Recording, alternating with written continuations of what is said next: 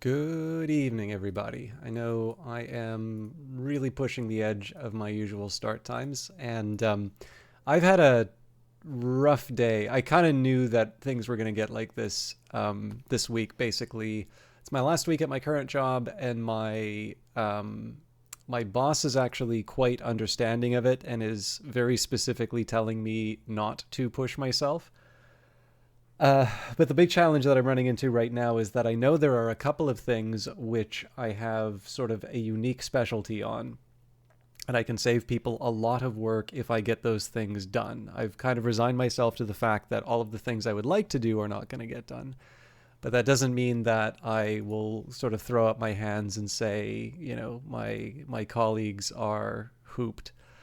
Um, and that translated, I was kind of up really. I don't know if I was gonna say like I woke up really late at night or like really early in the morning, but I couldn't go back to sleep, so I did a little bit of work then, and I'm definitely feeling the consequences of that now, which is probably not a great place for me to be in when when we're so close to making some permanent decisions in Book of Hours. But that's what I've got right now. Now, I did mention this on the YouTube video, but I did want to kind of get this out of the way for the broadcast as well, even if we're early in the day and so or in the streams, so I know there are going to be fewer people who can hear this. But my my feelings on the new job are this. So I am simultaneously very excited and very nervous about it. It's just one of these things where, you know, if you take more money, that usually implies greater responsibility. They seem to certainly be interested in me as a candidate, but now I need to live up to that promise. Um, and I know I'm going to have a lot to do to learn on that job. So, um, in addition to just trying to have a good work ethic, the fact of the matter is that I will be having a few significant changes in terms of what my workday looks like. I'm not 100% sure about the hybrid, what will be expected in terms of my hours, when I show up, when I don't. But more importantly, it is further away. I know that for sure because I've interviewed in the building. So that means basically that I will have a long morning commute when it comes down to it, which again is not the end of the world. I mean, there actually is something of there's a small argument for there's one plus about it. Let's say really nice building actually. Compared to the place I'm working right now. So it's not a hardship to be in the office, so far as I can tell. But what this does mean is that, the way I've been able to sort of tease out some more time on broadcasting is I have been able to, basically for the days that I don't have to be in the office, I can basically go later. I can get a proper night's sleep, and sure, I'm sort of paying for it around lunchtime when I'm trying to catch up on all the sort of stuff I'd normally do in the morning. But like, I can effectively roll out of bed a few minutes before work starts and essentially be there and doing the things that I need to be doing. And that option is gone when I have not just a work in the office day, but a work in the office day with an extended commute. So I would be surprised if I have to cancel any streams over the next little while, but I will just warn that it is possible I may want to reconsider the schedule that I have. I do miss Vancouver for a lot of reasons, but one thing that was very nice about Pacific time was that the majority of people who wanted to watch the channel tended to watch later by the standards of Eastern time, where I'm currently located. And the drawback for me is that the later I go Eastern time, the more difficult it is if I have to be up, at a decent hour in the morning. And so again, when you sort of try to figure out where the time comes from and so on, one option is, particularly where I live, where everything seems to like close at 6. I can sometimes roll that back, which might mean that I start earlier, which would be a change for me, I suppose. But I know I'm the changing of the hours is the thing I'm most reluctant to do. I already have kind of that 1 hour window just to give me the flexibility that I need. But the other thing too is that, even by an hour, that does sometimes mean that people get kind of pushed off the reasonable hours at which they can watch. And I mean, in the end, it's an unfortunate reality, right? Like, any time that you pick is going to be inconvenient for someone, and there's really no way around it. But you never feel good doing something that means that people will enjoy the broadcast less or be able to visit less. So I realize this is the sort of stuff that like scares people, or like when people start talking, I don't know if I'm really into streaming anymore or something like that. Then you're worrying, it's like, oh no, is my favorite thing going by? Of course, I don't mean to imply I'm anybody's favorite, but no major changes along those lines. But I figured it would be nice to just sort of lay out a little bit of groundwork in terms of saying, here are the things that might affect the the streaming schedule in terms of whether or not a broadcast happens. And then long term, once I sort of see what my schedule looks like, if it is becoming, the biggest thing for me is if it's becoming difficult for me to maintain a schedule that people can rely on, that would be a time when I would consider moving things around. But it's a little too early for that. All right, we finished on 19th. Everything. Read everything. Everything. Read everything. Welcome back, librarian. So we are in Numa. I think I sorted out, I did actually sort out a set of tasks to do.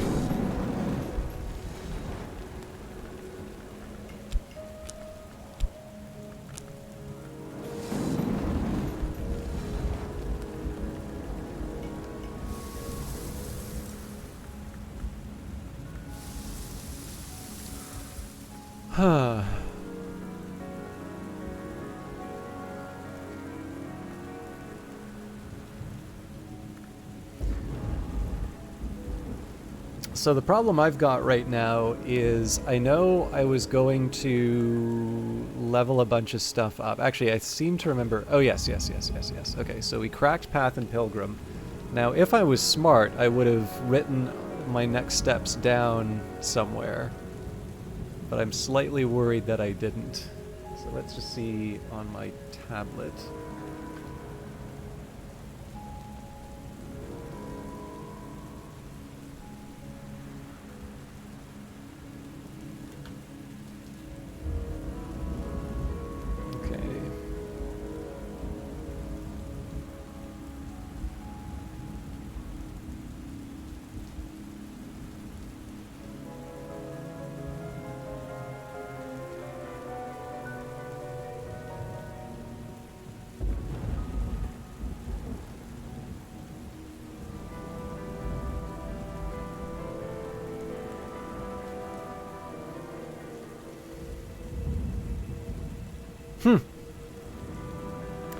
So I worked out my Path and Pilgrim path, but I didn't work out anything else. So let's actually take the time to sort that out now. So Path and Pilgrim requires rose or scale. Now my preference here would be to use as much rose as possible, but I also don't have a whole lot left over. So, oh dear. Yes. Okay, so I've actually made a bit of a problem for myself doing this. So, my only source of FET is rose, my only source of scale is health, and you'll notice that I only have a total of 3 between the two of them.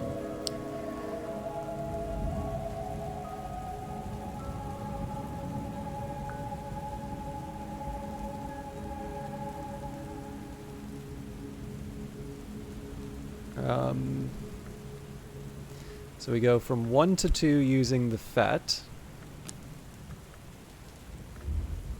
And we go 2 to 3 using the health. And then we go 3 to 4 using the health. I can get one of those back by having a glass of water, which I will do.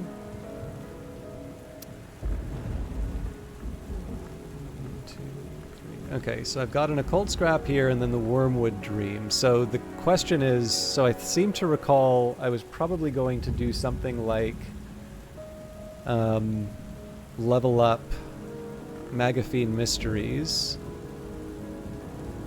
So Magaphine Mysteries is Heart and Moon. Trist is the better option here, actually. So why do I think an occult scrap is going to do the trick here? Oh, that's right. I was going to do Fusine. Okay, let's make sure. Let's not get ahead of ourselves. So Fusine. Do I not have any shaft?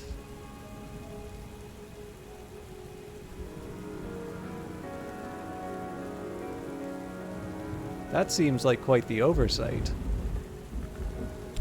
Okay, so we level up the Fusine.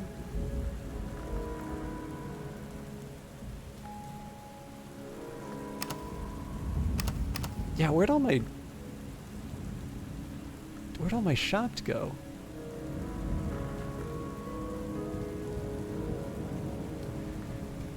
Oh, I'm probably leveling it up. Okay.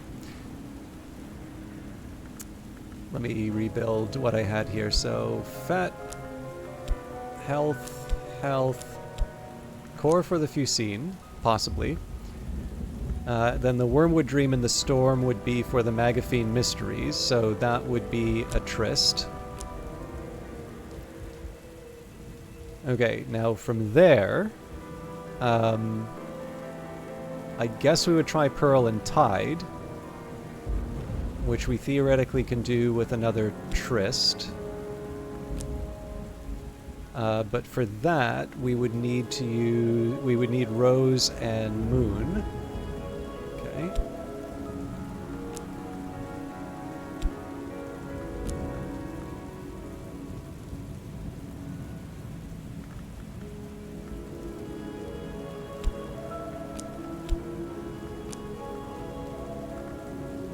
Okay, so Pearl and Tide goes up. That's without using any elements of the soul. Assuming, of course, that I haven't already committed to desks. It's always hard to see.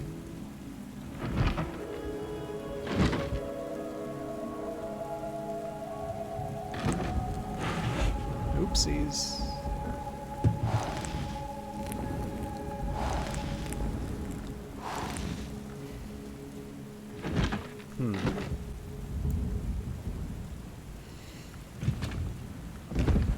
I am stumped about that shaft.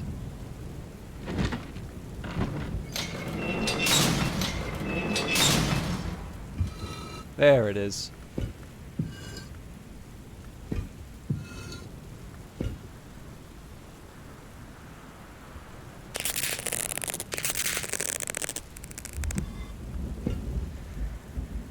Okay. I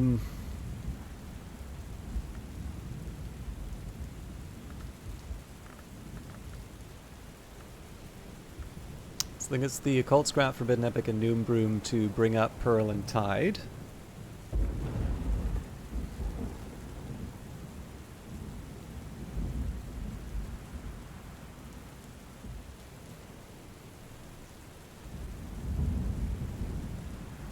Now, Wolf Stories is Moon and Scale, so this is where life starts getting difficult for me.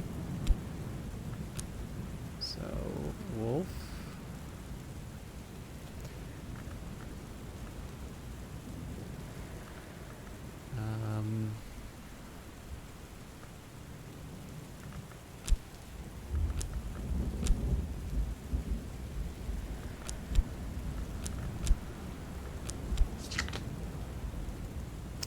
So we'll start trying to pick up what we can for wolf stories.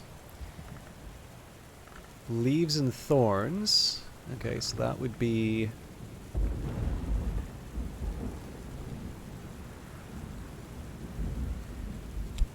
an Arab that we set aside there.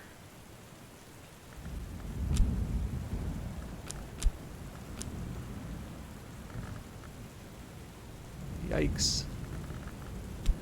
I mean, at that point, we may not even have the elements of the soul that we need anymore, but let's start with this, and we can see where we're at for the rest of the day.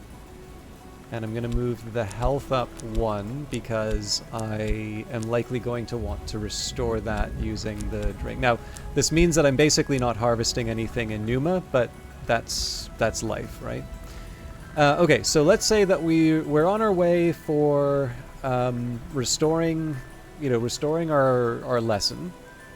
We'll say that we've got the Fusine, we've got Magaphine Mysteries, and we've got Pearl and Tide in the bag. So what I'm going to focus on right now are Moon, Scale, Nectar, and Grail. So let's take a quick look at what I need there.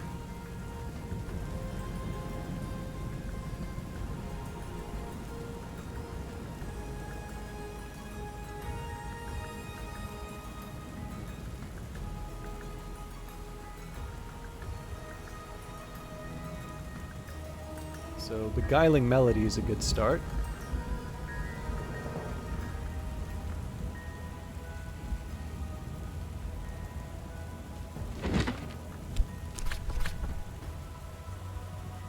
Skeleton Songs will get me that. I should probably go for some more variety, but at this point I just want to I want to make sure Numa is handled. I've already mastered this, but I could reread it and perhaps recall a memory.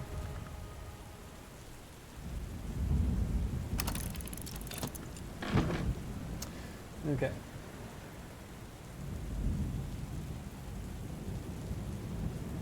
Confounding Parable would also get me Moon, so that's an easy 108.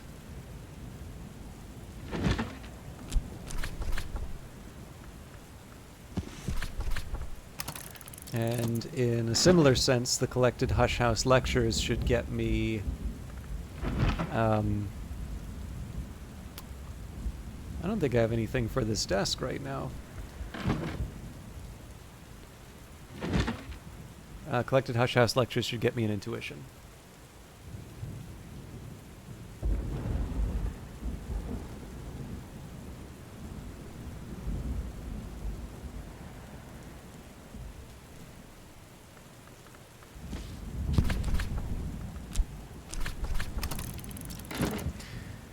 Okay, so Grail, Moon, Moon.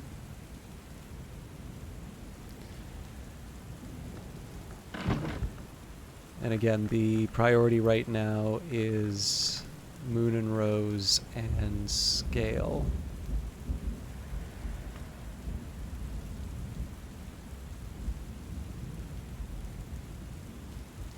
So Fear is an easy one. I think we can do Black Nephrite for that.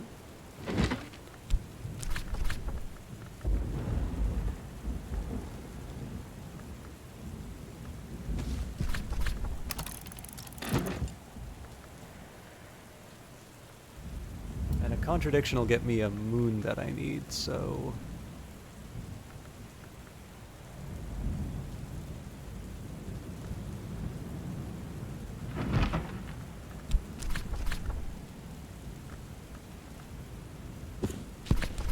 There's only one source of contradiction in this game as far as I'm concerned. Okay, so what about that last wolf story? Well, that's also a Moon or Scale. Index Gnome, good to see you. How you doing tonight?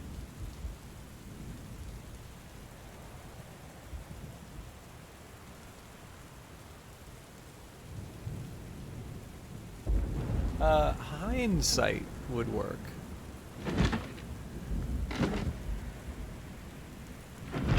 So I think Introduction to the Histories would help me out there.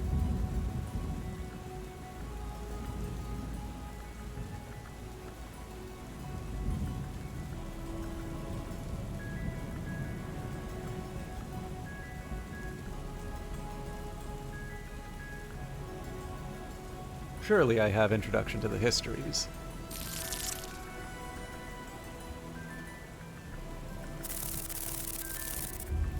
Been playing Palworld all day. Man, I don't know if that just recently got released or if it's now like the biggest thing ever, so now it's starting to crash up on my, you know, my shores. But it's like that went for something where I was like, oh, okay, you know, there's a game called Palworld that exists, to like all of a sudden everyone everywhere is playing Palworld. Okay, it did just get released, fair.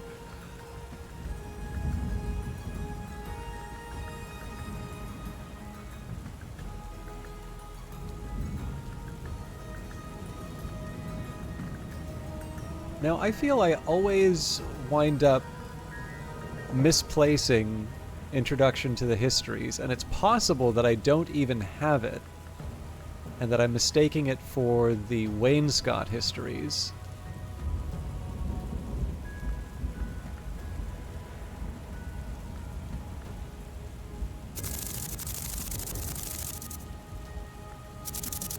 So you know what, we're going for Etery after. I tried not to.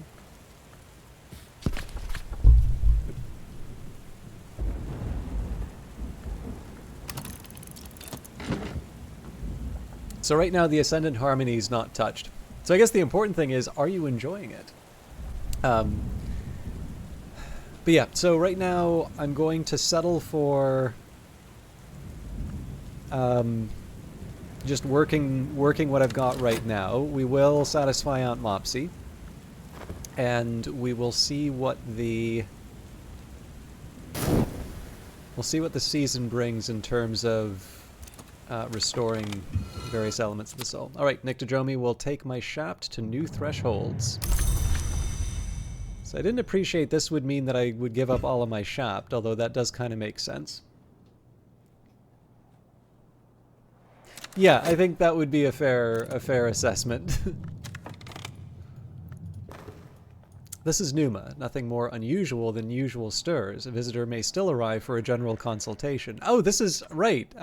This isn't even a special one. So that actually means I'll probably be getting less in terms of a return. So, a collector of proverbs, a connoisseur of wines, a herald of the hour called Mare in the Tree. You don't need to invite me in, dear. Someone else already has. So I am curious here. I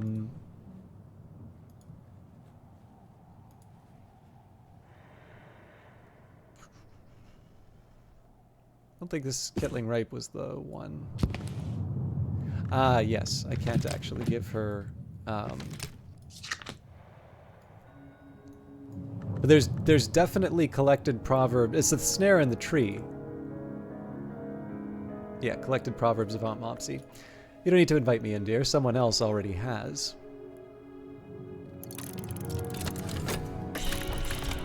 I can identify my visitors' interests and satisfy them with an appropriate book. Alternatively, if they know a language I'd like to learn, I can offer payment.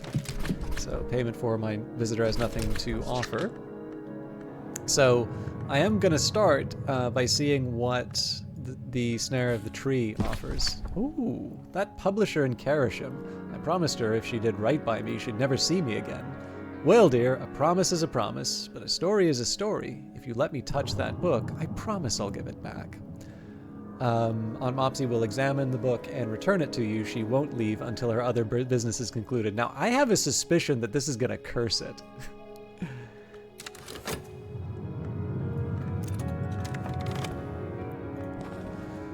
Okay, the skill is now level 1. Use your many-faceted lessons wisely. So there's 8 of them, and now we do what we set out to do today.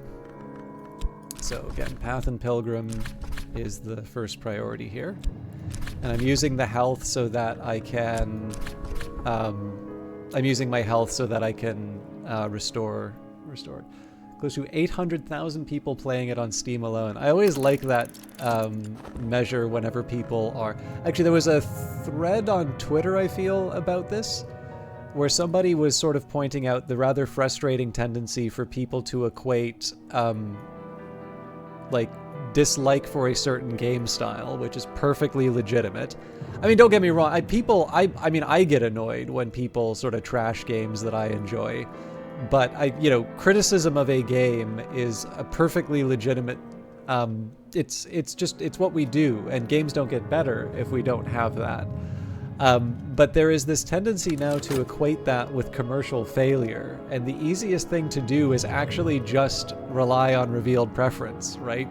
It's the same reason why, most people love to hate just about anything in gaming.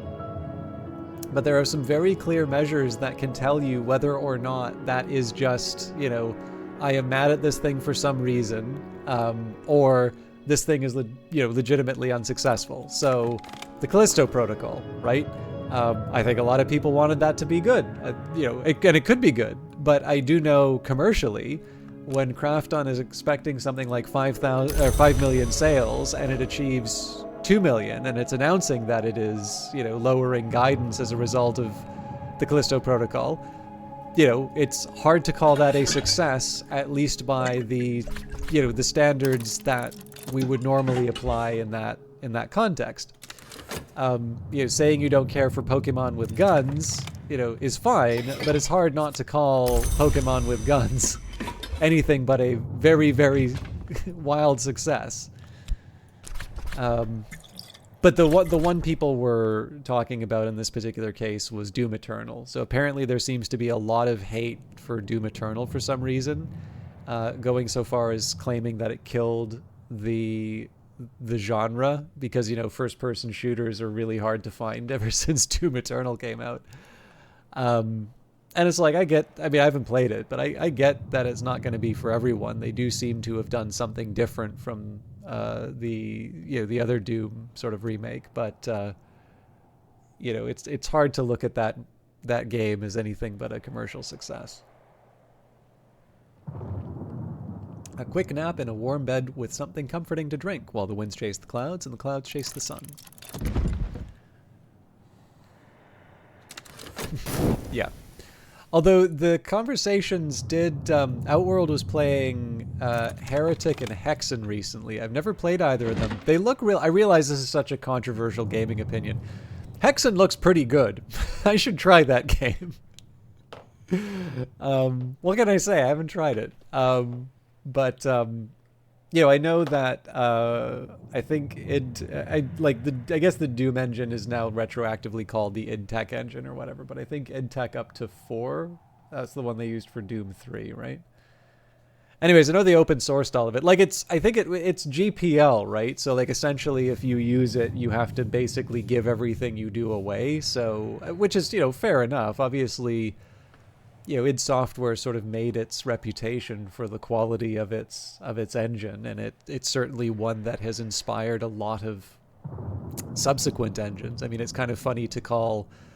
I get the impression that, like, the 2015, which eventually became Infinity Ward, which eventually became Respawn, I just kind of get the impression that they were quite comfortable with the Quake engine. So, id Tech 3, I suppose, for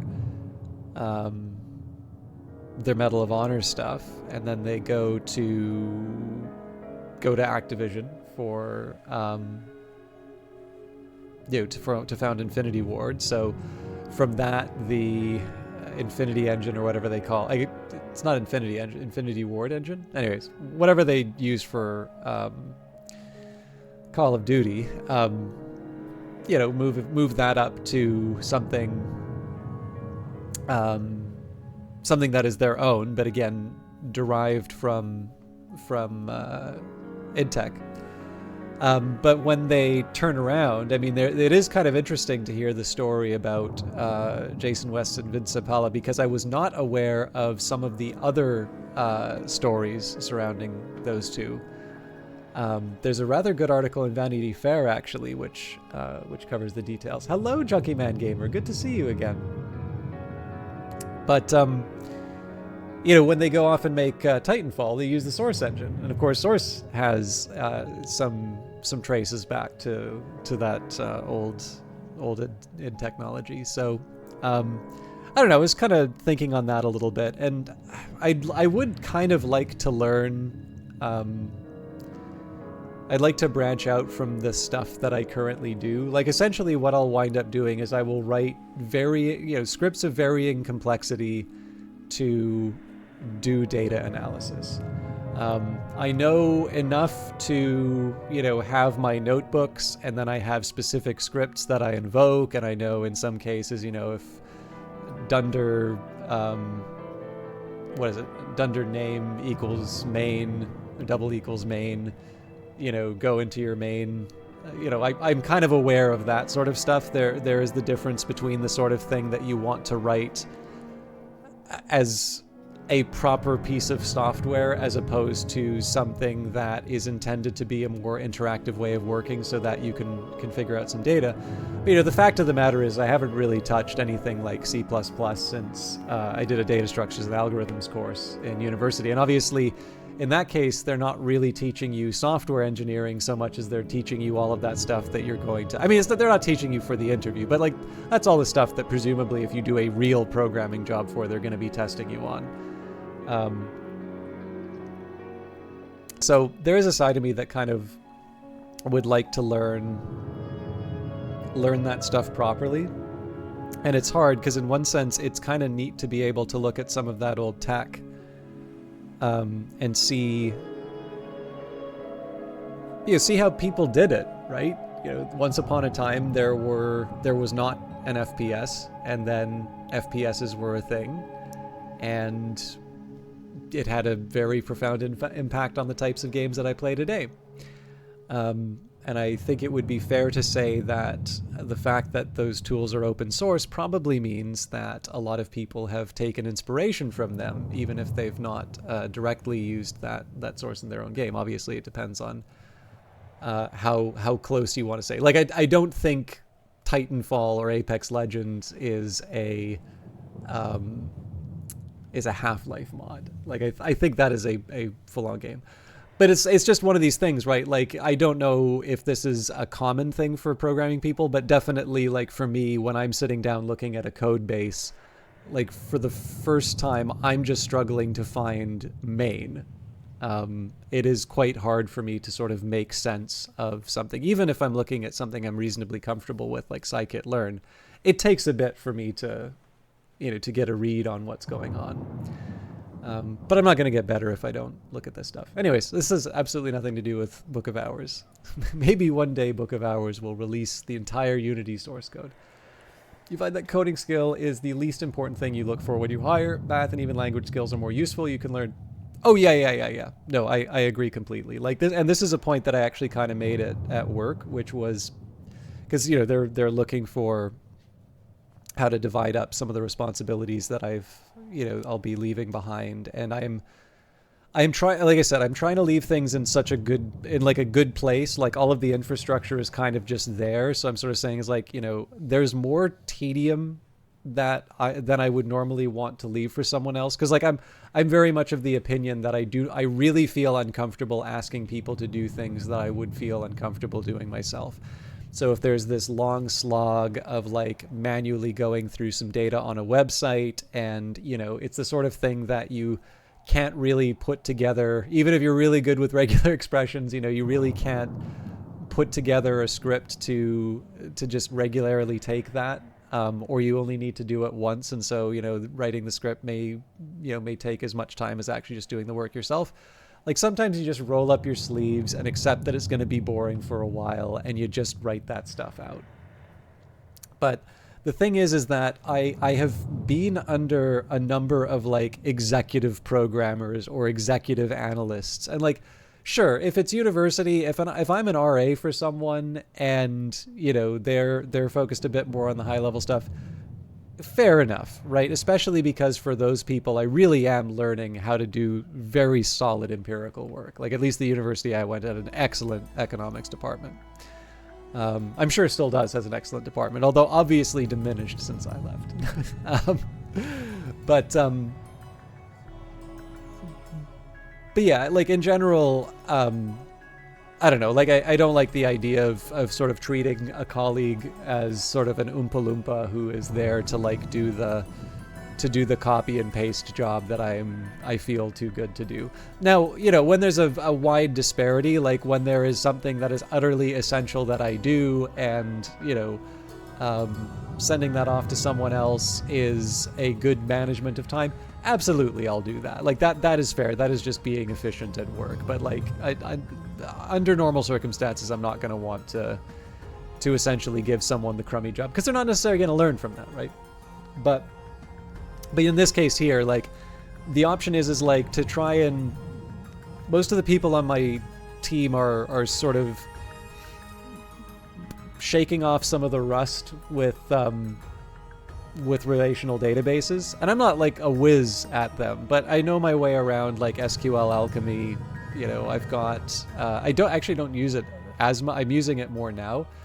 But like just the whole idea of trying to get something, you know, that roughly resembles a relational structure, and you can rely on, you know, in terms of just the data that we're taking in and updating it, and essentially building that stuff that when they sit down to do the monthly update, they just run a script and say, oh, that's it.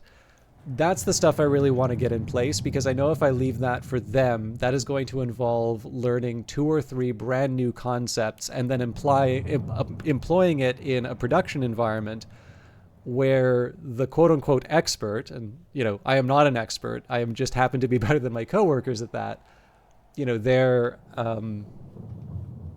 I'm gone. So, you know, essentially they're relying on me being free on my free time to be able to help them with that, which I'm happy to do.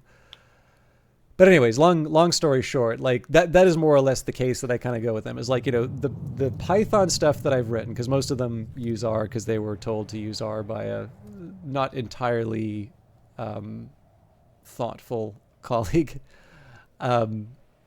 But they're willing to learn Python, and it's like I you know, I had to say to, you know, the manager who's going to be carrying the stuff off, is like, it's not going to be that they can just wake up and like understand what all of my code is doing overnight. That is like a long-term sort of thing, especially because I do get a little clever in like a couple of parts, just because it's a lot of data and you do actually need to rely on a few tricks for some of those cases. But I try to keep the like weird, I didn't know you could do that kind of stuff to a minimum. But yeah, that was effectively, again, you put it far more succinctly than I did, Index Gnome. But like the big thing is just, you know, it's a cookbook, right? Like, it's not like people, unless it's, I don't know, Intercal, like they're not deliberately making the stuff hard to learn. You know, these are all people who at minimum have bachelors. I would not be surprised if they had masters. I am sure they can learn, you know, the syntax of a programming language. But, you know, being able to take a look at a dollar value for some of the things that we're recording and saying, hey, that doesn't quite make sense. You know, I should probably find a way of like querying this to see whether or not this is an anomaly, or if I just learned something new about this thing we're analyzing. Those are the qualities that you really want. Because the thing is, you're never really going to be able to teach someone to be curious like that. If someone's just punching a clock and it's like, looks good to me, you know, sends out some enormous outlier that, you know, later if somebody questions it, you're going to wind up doing some sort of revision. You know, there's really no way that you can protect against that. Like, you haven't given somebody the appropriate incentives essentially to do anything but that. So anyways, let's say one of the people that work in your office have a master from any IT field. You sound a little bit like some of those some of the quantitative the quant funds where essentially they skip over the traditional finance, because it's like it's not that hard to pick up, and what we're really looking for people who are good with empirics. So you will assert that being able to code and doing software engineering are very different. Yes, nearly logical. Actually, I was talking a little bit about wanting to go through some of the old, the open sourced IdTech stuff for that very reason, because the majority of stuff that I do will be sort of ad hoc analysis in notebooks, and I know enough, when I want to write sort of a separate script that I'm sort of doing my own thing with, and then when, it's appropriate for something a little bit more interactive in that. But the simple idea of me like anytime I go into any meaningful code base, like probably the first half hour is me searching for the main function, and then like just trying to figure out where everything is, and trying to like make even just the slightest bit of sense in terms of where it all goes. So I'm sure there are more like formal ways of kind of learning that, but I don't know. It's kind of this kind of came out of watching Outworld play Hexen, so I figured take that point of interest and maybe use it to learn something interesting. All right, the Skeleton Songs, poems of greedy delight composed by the possibly pseudonymous Arbella Dusk, the rumored heiress turned madam turned poetess. In Arbella's introduction, she explains that the book was to be illustrated, but that the Suppression Bureau would not permit it. She hints that the illustration still exists somewhere. The book is dedicated to Sir Parzival of the Red Cup.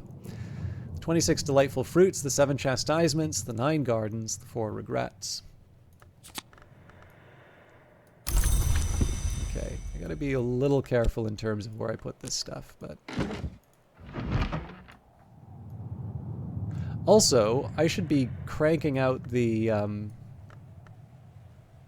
lessons here. I wonder if I've just put myself in a tough spot here. We've read 108 a couple of times before, so I'm just going to set that aside. Black Nephrite, one of Valentine de Wolf's dream journals, in which he records his visions of a place that is no place, beneath the house that is no house. The dark, inchoate, feral space described by Valentine seems to be nowhere of the nowhere of the invisible arts, the infraoneric layer of the alien hours, sometimes called the gods from nowhere. Valentine's attitude to the nowhere hours is unexpectedly relaxed. He speaks darkly of their appetites, but he insists that they are too alien to penetrate the house of the sun, let alone the waking world. He even seems to suggest that the Mantis hours have exaggerated the threat of the nowhere hours for their own reasons. Not all birds are trustworthy in their feathers, he warns.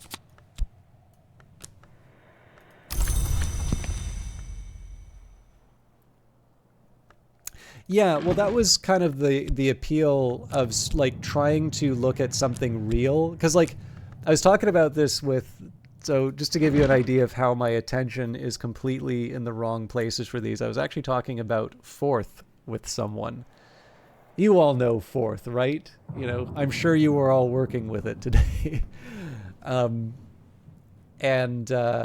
I mean, this probably wasn't appropriate for the conversation overall, but like I have to kind of just grasp at the concepts that I do know. And I kind of remember, I think it was maybe the intermediate course is where we learned Java, and I TA'd that as well. And it's where you learn, sort of what object-oriented programming is, and it's where you sort of start thinking a little bit about building like the final project is essentially building some sort of a like find the buses app. It's a perfectly fine project to finish on, but I tend to notice that classes like that give you this idea that sometimes like programming, you sort of sit down and you think about your problem and you write out everything, your UML diagrams and all of that. And like there's a whole lot of time that you spend just thinking out the program, and then you write it. And then I tend to notice is that when you will see, a video of somebody programming, or a Twitch streamer who's doing programming, or, just in general, when you talk with someone who actually does it for a living, usually you'll hear it's like, well, we actually need to get work done, right? Like we don't sit down and just think about it for, days or months on end. Like, we go to work, and yes, you need to have a proper structure. You need to have something that kind of makes sense. But I think the idea is more that people just kind of know. I guess this is what patterns are for. Because again, I'm really not. I really don't know a whole lot of object oriented, but like, you just kind of have a set of things that you sort of know as good practices, and generally they kind of keep you from doing anything too ridiculous. But then I also, I've read a couple of functional books, and those functional books always seem to say, but then we try to introduce this small change, and look, the code base all falls apart. It's like, yeah, that's probably true, but it's like, this is also kind of an aggressive example to make your point. So, I don't know. I still run into the trouble of, I get very excited when writing a program, so I'll usually be good at making sort of small, does only one thing functions. And then you can really tell when I either get impatient or excited, because out of nowhere comes like some super function. And then, you kind of go down, and then there's a few more written. But okay, fair enough. Yeah, I mean, again, like, obviously when you hear someone talk about what they do relative to what they, what their actual practice is. And this is true for everything, right? Like, so if somebody asks me, how do I do some kind of econometric research or something like that? The honest answer sometimes for some of this stuff is like, I take a look at the information that I have, and I have a hunch, and I follow that hunch. And then usually that gives me enough to have a really good idea of where to go next. It's like, well, what if it doesn't? What if your hunch is wrong? It's like, well, usually by that time I've got another idea, and I kind of reference that against the things that I know aren't true, and then I move on from that. But I've got a hunch method, you can't teach that in a class, right? Like, how do you tell someone, like, yeah, you just have an idea and you follow it, and then you wind up with like a paper? Now obviously the thing that's not talked about there is that you have those ideas in the context of a very strong, set of, of research and understanding that you've done before, right? So, if you don't understand the properties of some of the estimators that you were planning on using, your hunches are not going to be as good, because they're not going to, you're going to run into some of the obvious problems. And this happens at work all the time. Like, I'll be talking with a colleague on something, and they'll be like, yeah, I've got this weird result here. And I'm like, obviously you don't like talk down to someone on this, but like in the back of my mind, it's like, it is very obvious to me why this is happening. Because like there was one that we had where we were looking at a residual plot, and I didn't notice it from the graph. Maybe I should have noticed it from the graph actually, but like we wound up with this really weird result on a plot. It's like, I don't think I've ever seen something like that. So we took a look into it, and eventually I noticed this pattern where like the residual is sort of like the exact opposite of what it should be. I'm trying to think of the right way to put it, but maybe it's not worth going that far into. And at that point, I'm like, oh, hang on, this is obvious. And essentially what it was is that we had a bunch of zeros in the data set, which were completely inappropriate for what we were doing. Like essentially the thing we were looking for, the whole sort of pseudo experiment we were running, essentially said that 0 was not an option because 0 was not informative. Now in practice, when you're collecting data, zeros show up for all sorts of reasons. But for the thing we were looking at, we needed to make sure the zeros weren't in there. And then of course, sure enough, I take a look, and, in that first step, when you're loading it into the program, they're not filtering out the zeros. And so everything else sort of follows from that. And again, like I said, these are things that sometimes it just takes a minute to sort of think your way through. But yeah, when you do sort of understand, when the equation in the textbook is more than just something that homework, is assigned for, but you actually understand that it's describing a relationship and why the tools you're using are working, that essentially helps you sort of sharpen the intuitions you have. Although index gnome has completely undermined my understanding from other people, in which it says for us it is 90% planning and 10% coding, which sounds like an ideal situation. And then Nearly Logical says you always program something twice. If it's anything more than trivial nothings, you don't know enough about your problem until you've tried to solve it once. The trick is to make the first time as cheap as possible. I think that makes a lot of sense. But half of your work conversations are like, I know you want to do this, but you're going to regret it in 3 months, 6 months. Well, like the thing is that like the specific example I'm thinking of, I'm almost certain that person is a better researcher than I am. It just happens to be that the narrow domain in which we were working was something in which I had either been burned by that problem before, or I at least knew enough about the method to see, well, this clearly cannot be for the reasons that, X, Y, or Z. And again, it's the same reason why, and I'm sure this will happen a lot at the new place that I'm working. I'll go in and I'll do something that seems very obvious to me, and there will be like 4 or 5 people with their head in their hand saying is like, why do the new people always make this mistake? And you just, if you do that at, the power plant, hopefully there are procedures in place to make sure that you don't kill anyone. And if you're doing it in a McDonald's, not to disrespect anybody who works at that fine institution. I've had more lunches there than I probably should admit. Look, it's the messing up an order is not going to be the end of the world. So, well, what you do is research and development on new UX solutions for our customers. So, and often that customer has a government budget. Fair. All right, the collected Hush House lectures in 1800s, Dr. Aaron Peel. I also sort of feel like with the number of professional programmers who are watching this channel now, I kind of feel like I need to up my programming knowledge just so I can hold my own in some of these conversations.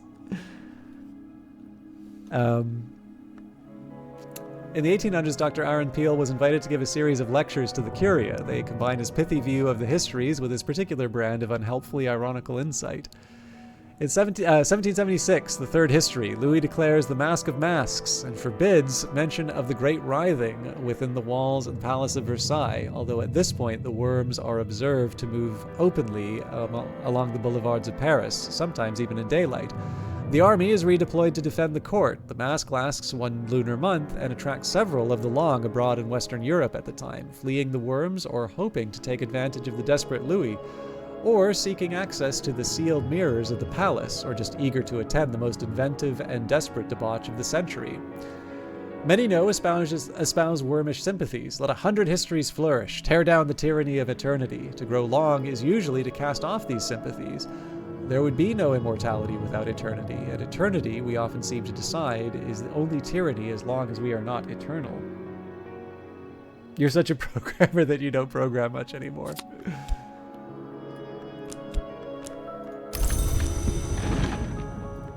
Those indignities perpetrated by the deceitful fraternity of oblivions. It is not clear whether CROD, who is identified only by his initials, was in fact an initiate of the Obliviate Order of Immortal Adepts. He wrote in the 16th century, after the order, if he is to be believed, had passed the height of its power.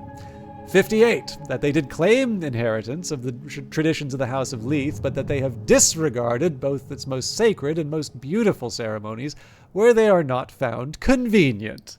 59. 71. The Glassfinger toxin is no mere assassin's convenience for the Oblividiots to confine to the disposal of their enemies. It has higher uses. Certainly it is a great matter of winter, but I have already outlined the technique by which it might be fitted for its ultimate destiny.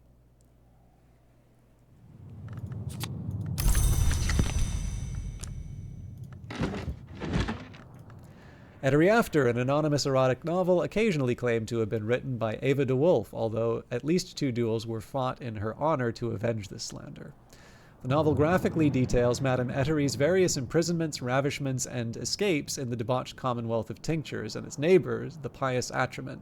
It becomes apparent that many of Ettery's lovers and pursuers, Catwink, Houndsgall, Niliki, are transparent allegories for inks, and that Ettery is an embodiment of knowledge pinned to paper, to her mingled delight and dismay. The author only half commits to the metaphor, though, and is clearly at least as interested in titillation as revelation. I really feel like I need to find another Hindsight to read, but it is actually very convenient because Every After has got the Hindsight color on its cover. Okay, so I can't remember how much time we have lost with the consider verb, but we also have fewer lessons to worry about, so I'll just make sure we stay on top of things. Actually, I suppose I can see with the rest. Like 7 seconds. That's not too bad. I'm kind of curious what Aunt Mopsy does to the text. Again, my prediction here was, or forecast, was cursing the book.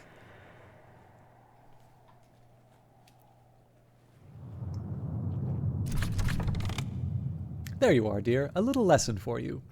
And another little lesson for you later. Oh!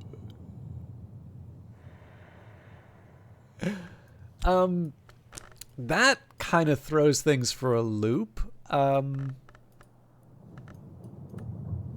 knew it! All right.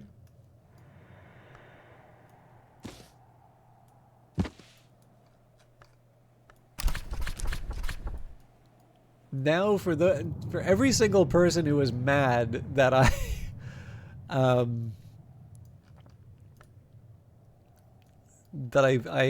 didn't freak out, but like I was very suspicious every time I saw a reference to a nowhere hour anywhere in the Watchman's Tree. It's that sort of stuff that makes me oh.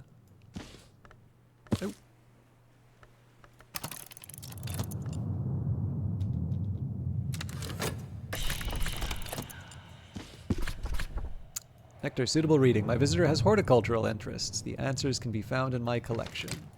So we will deal with the curse, but yeah, now I need to figure out what on earth I'm doing with my memories now. So in the worst case scenario, I can sleep on the Applebright Euphonies, but let's try and make something with them. So if I were to just try the Applebright on its own, that would be 4 more lessons that I would need.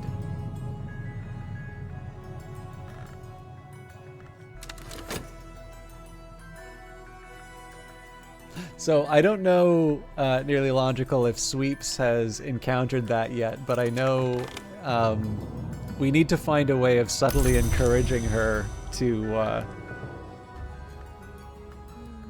give a book to Aunt Mopsy.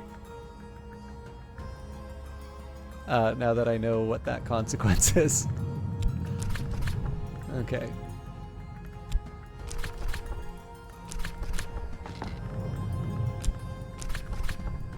Another fruit plucked from knowledge's tree.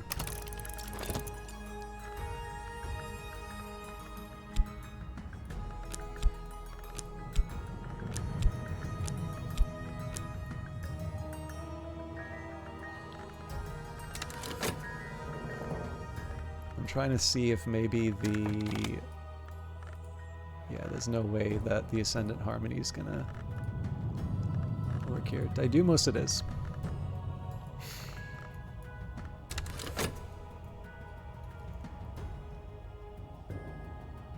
Actually, I should be working this out now. So we've got one with the Fusine. So 1, 2, 3, 4, 5. I actually already have too many requests lined up.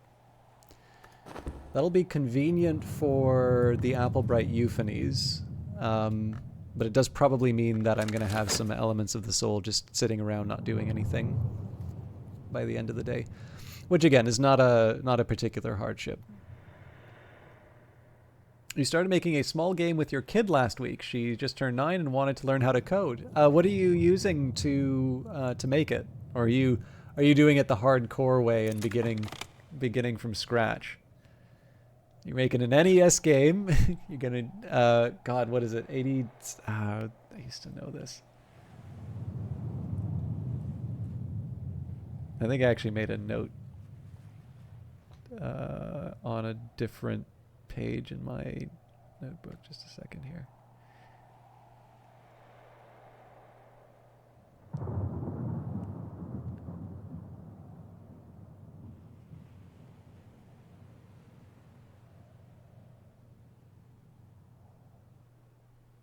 Maybe not.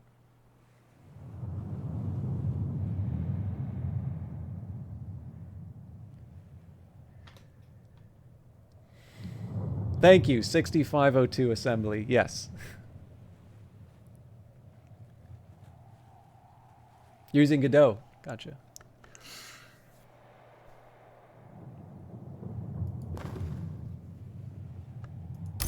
The game that I did with Valiant Cheese was actually in Godot.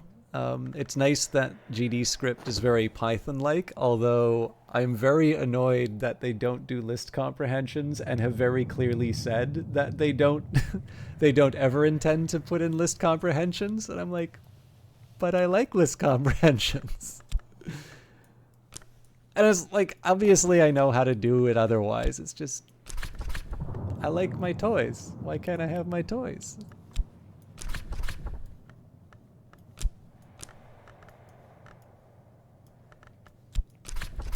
Enuma, there's always more to learn.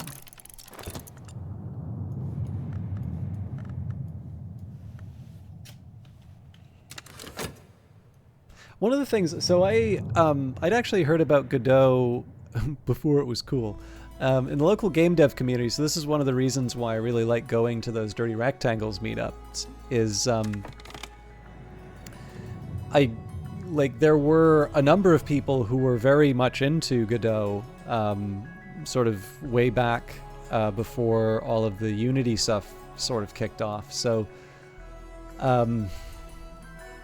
it was really interesting, for me at least, to just sort of see how, I don't know, like see what people were doing with it. I think the lesson usually is to be interested, like just follow people who are doing interesting things, is usually a good way of sort of finding out what's going on.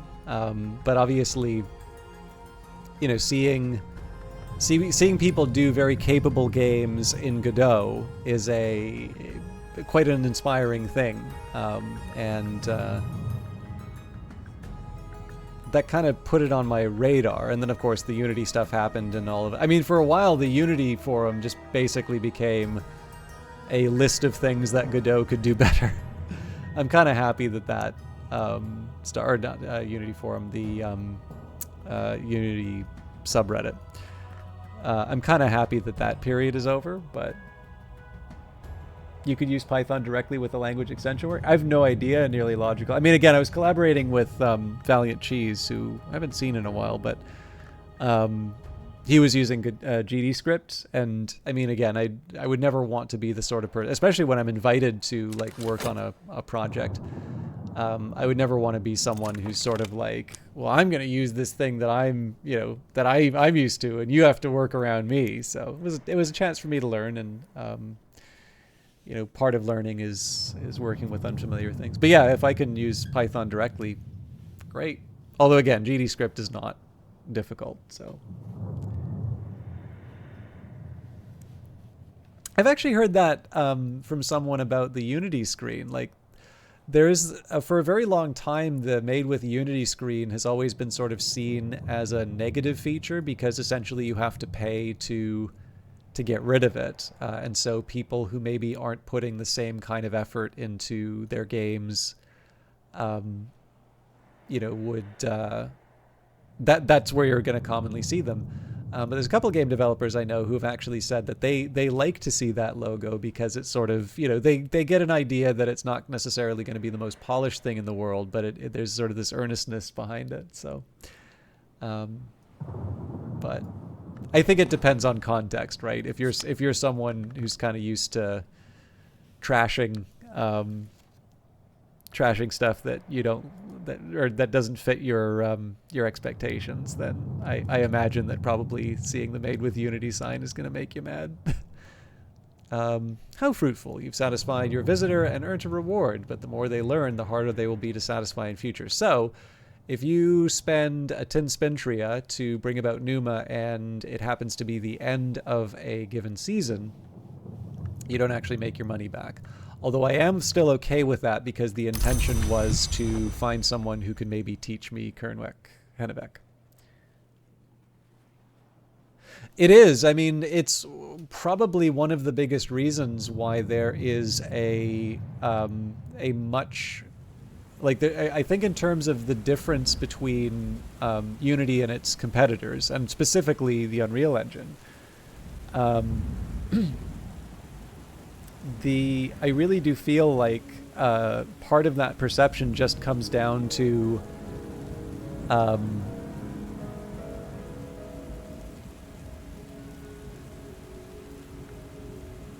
like the fact that I think Unreal expects you to have that logo on every game, whereas, as you say, like Unity, if you're, I mean, again, there's going to be a selection problem here. If you have money, if you have a team together,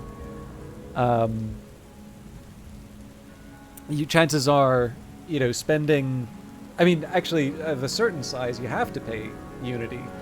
And so, with that in mind, there's just going to be this perception that only low rent games are made with Unity, which is, again, a shame. Like for me, it's the weird small stuff that's probably the more interesting stuff that I play. But obviously, if I'm just looking for something to play in general, if I'm not somebody who's like very online and checking out other indies and stuff like that. Yeah, I'm probably gonna have something less than warm feelings for whatever comes after that Unity logo. Yeah, I don't really feel all that strongly about the Unity logo, but the thing is that my opinion on that doesn't matter. It's what the kind of collective response is, and I think it's pretty clear that people associate that logo with low quality. And the thing is, with something like that, like you don't always like once the meme is out there, like what do you do to solve it, right? Like you're kind of stuck with what you're stuck with people's perceptions. Like if you congratulations, you're like the new CEO of Enron. Obviously that doesn't exist anymore, but like how are you gonna turn this thing around? It's like I should have gotten a drink. I actually have a Tisane for this very purpose. Actually, I don't even need the Tisane. I can use the laundry. Rest, quick nap, and a warm bed with something comforting to drink while the winds chase the clouds and the clouds chase the sun.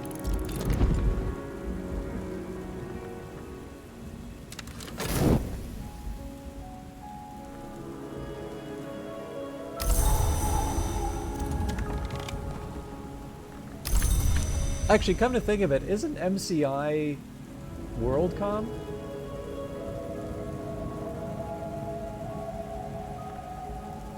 Because there were like 2 scandals around that time, if I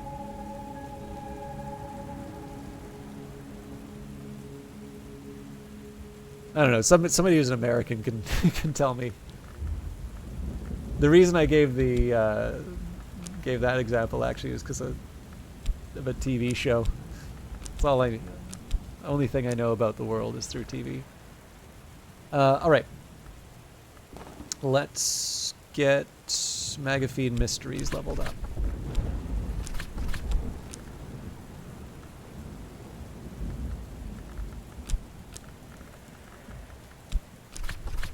I'm no expert, but I'm no dabbler either.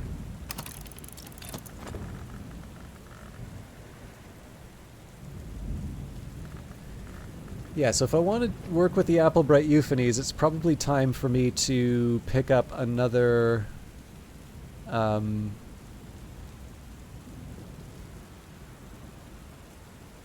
for Sky or Grail.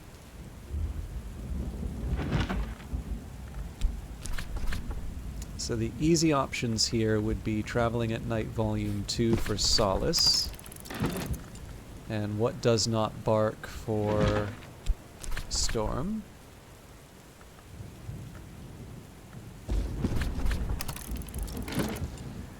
Perugian Diaries for a Cheerful Ditty.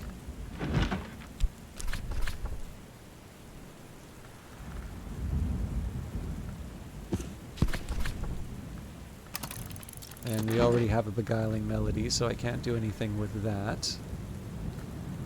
So what are we at? I just don't need one more. So I suppose Fekri's Herbery is an easy answer there.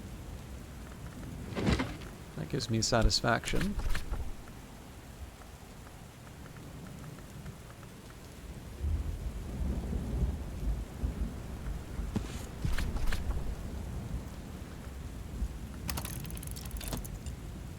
.3D horror version of Book of Hours might be just what you need. I seem to recall some of the early screenshots actually had a first-person perspective, but I suspect there was a fairly substantial change in terms of how the game was going to work.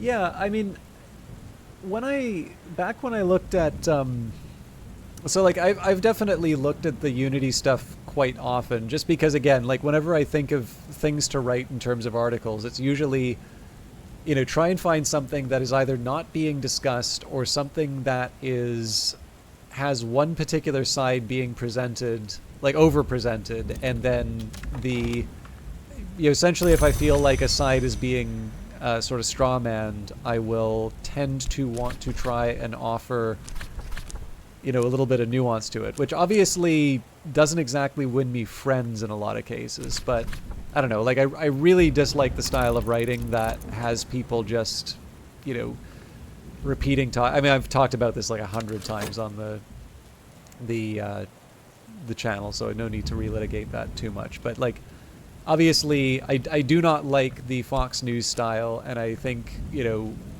just because it's more aligned with my politics does not make that any better.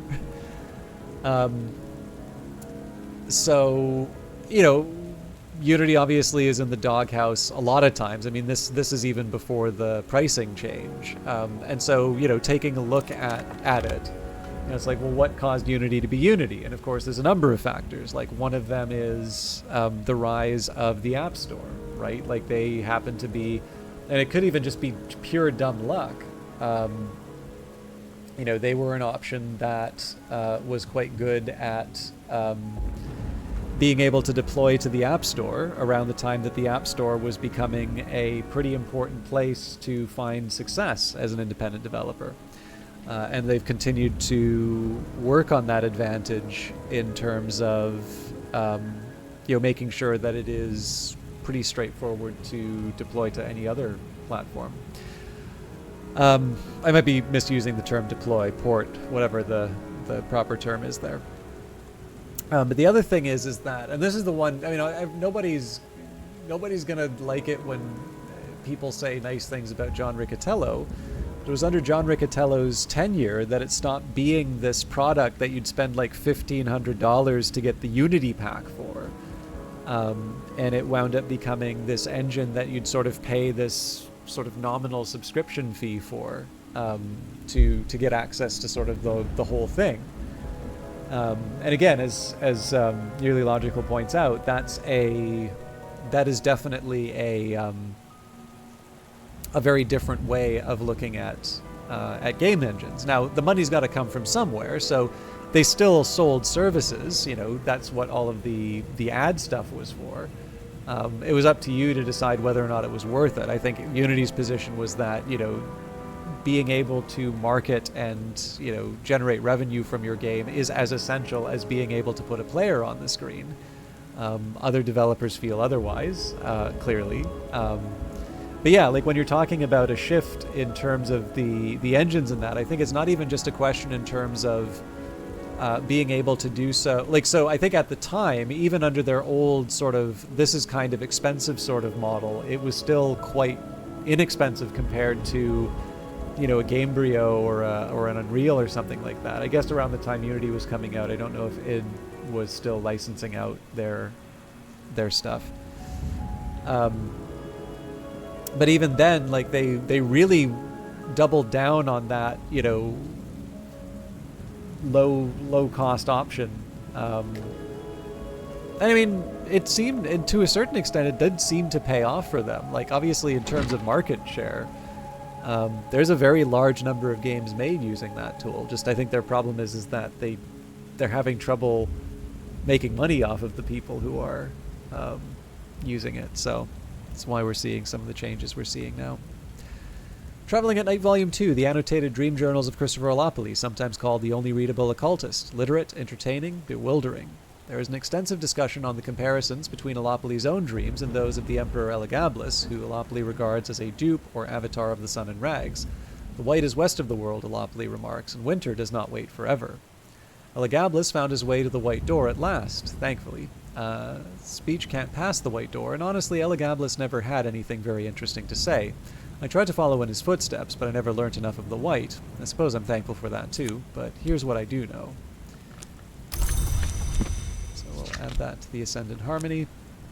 Also, I'm sorry for the slow pace. I'm really not working on a lot of sleep here, so I do get chattier than usual, and it is actually just kind of nice for a mental break so I can focus. The thing is that we are getting to a point where we're going to be making some permanent decisions in the game, so I need to make sure that I've got everything where it needs to be.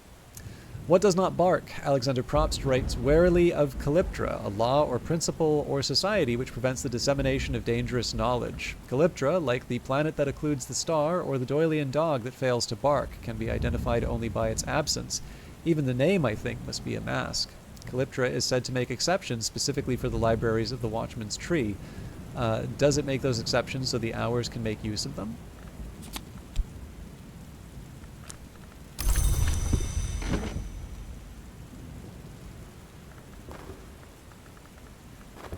I'm trying to remember what happened to the other storm, but I'm glad I didn't overwrite it.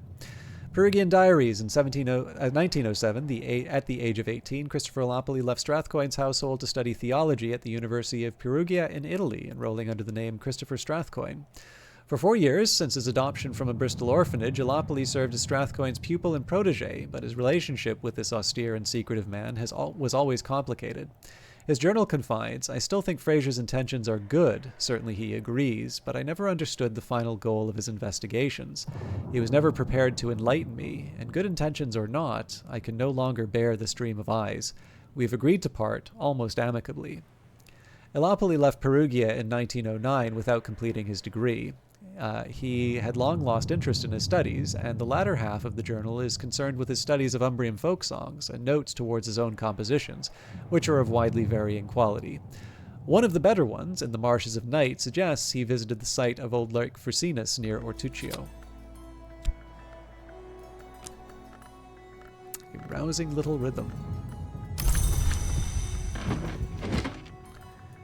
And Fekri's Herbery, the early wisdom of Eason Fekri, also, I believe, the name of the next patch.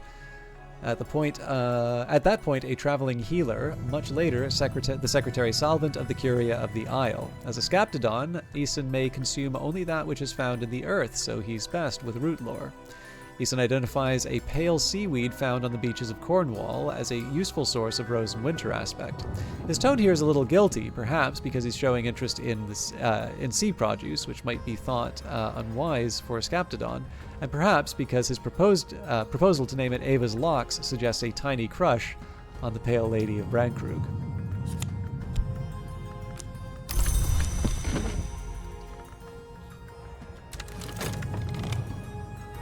Skill is now level 4. Its power aspects have also increased. Alright. So 2 more lessons. We already sort of had this all set aside, so no surprises here. Wolf stories. So I think hindsight, contradiction, and fear should work. Yeah, seems right.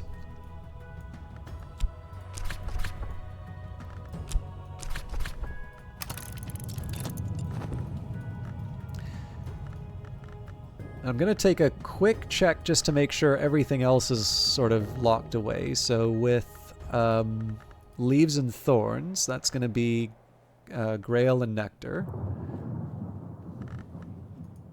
I blew it. Oh, did I blow? Yeah, man, that was... That was an utter clown show. Okay, let's salvage. So if I take the Confounding Parable out, That could not have been worse, in fact, in terms of what I committed. So we had... Or you know what? I probably just misread what I needed.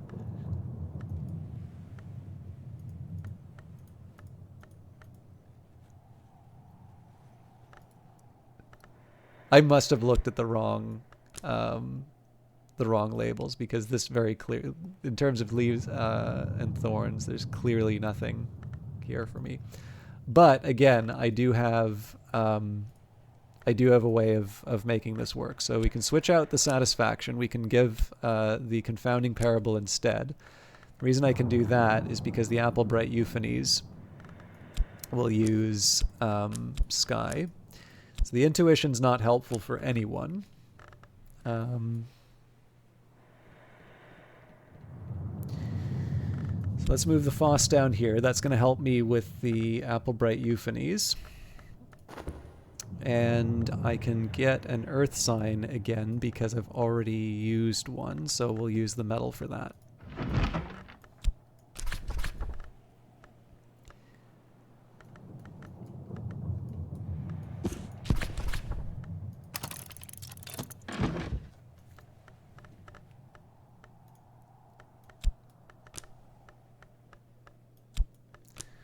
So slightly different order in which I'll be doing things, but we should be fine.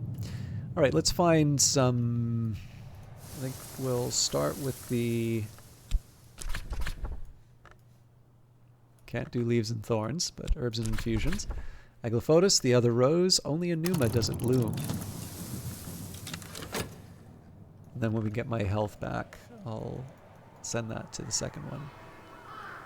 So yeah, we've got plenty of time to get everything locked in, but I'm at the point where I can't really afford to make any more mistakes.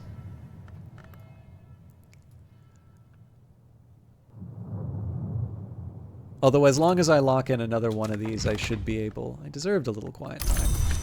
I suppose as long as I can lock in one of the memories, I can take the other one to bed. Gardens of Hush House hold plants with many virtues for those with the wisdom to recognize them. Only in Numa can I follow the white flowers of Mole to its potent black root.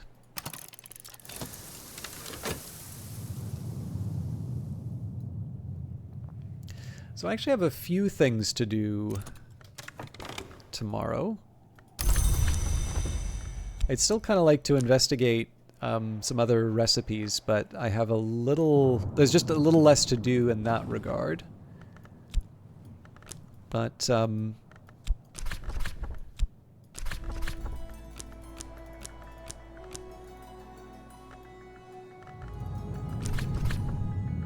be fixing a curse, and then I believe I was still trying to find out a couple more details about the...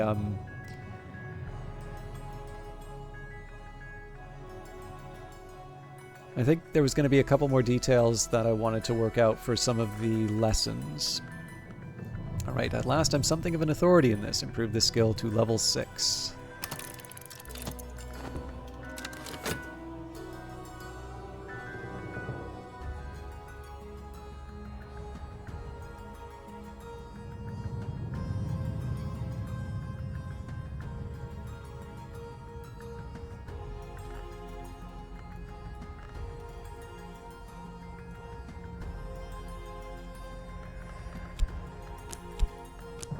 So I'm not too worried about this intuition. We'll already use the Lesson of Many Facets as soon as we get one more memory.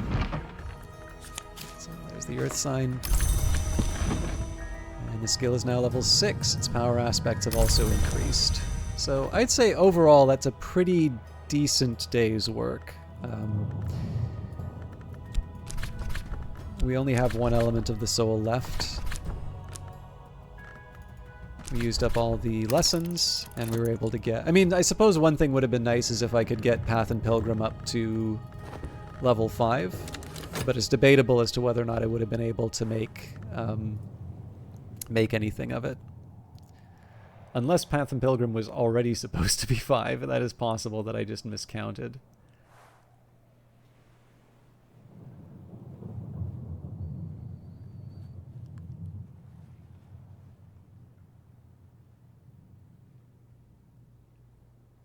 It says up to 4, so.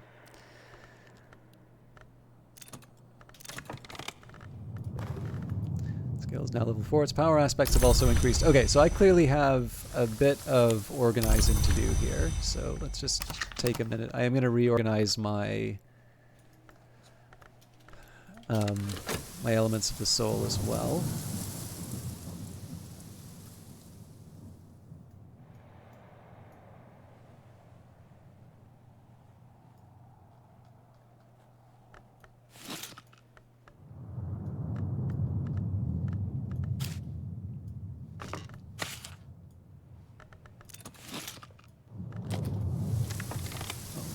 Okay.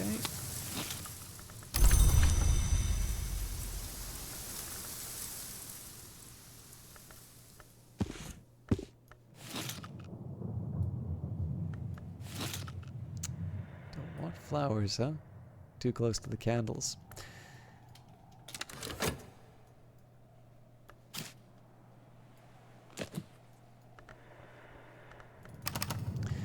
Okay, so let's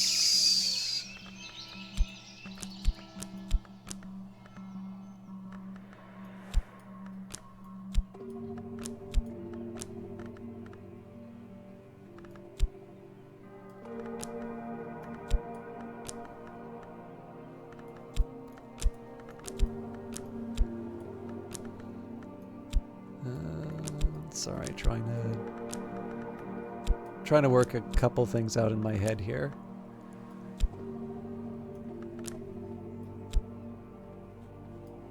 Yeah, there we go.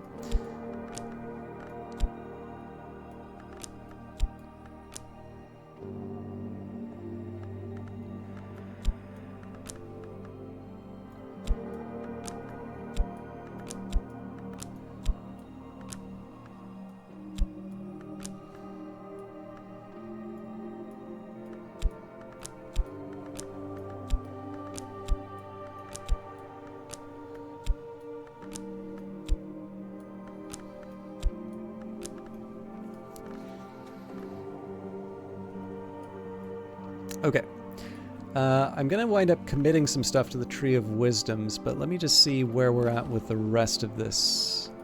Okay.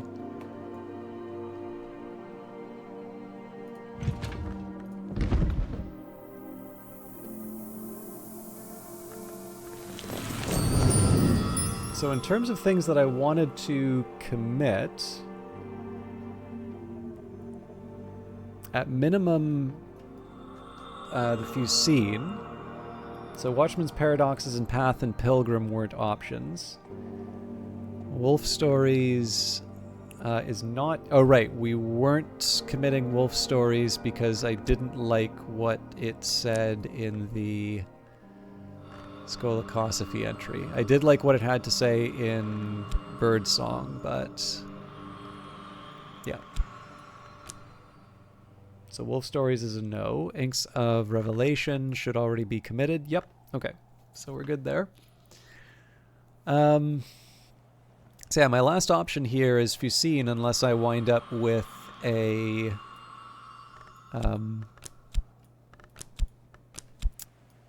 with Kernwek Hennebeck. The Queen's Wound. There is a story known to painters of a queen who could love no other, neither woman nor man, but only her own image. She sought 9 colors to grace the image, and the last was the turquoise of her eyes, a gift from the Shadowless King. Her court poet hymned his queen and her image, and in his poem she heard the truth, that the image was greater. So she fled into the wood, and the image ruled her domain with the poet as its consort, but it always remembered her kindly.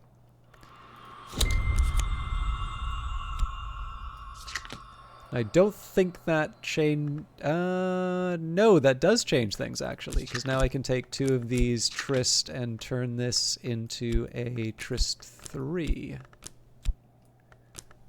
In fact, I can do the same with metal as well, so clearly... I have been asleep at the switch. I can do this with Arab as well. Okay, we've got plenty of upgrades to do then.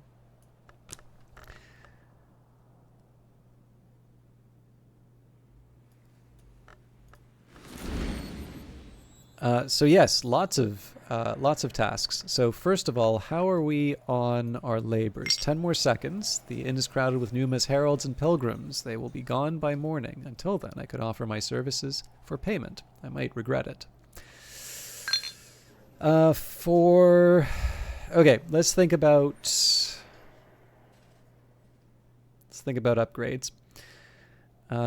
Trist, I'm going to prioritize Trist first. So I suppose the first thing I want to do is find something that will allow me to level up Trist. Normally I go for the lower. Okay, Fusine it is.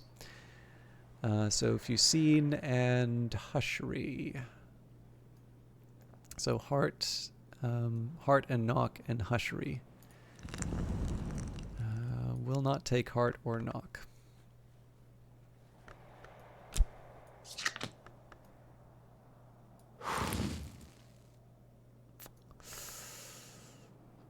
I don't even remember that many Hushery places, to be honest. This was Illumination, this was Horamachistry, Ithistry, Nyctodromy? Yeah.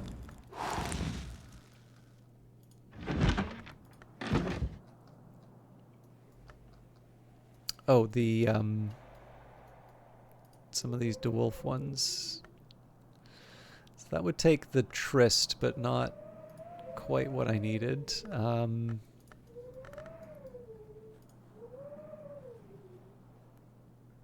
Getting closer, but not quite there.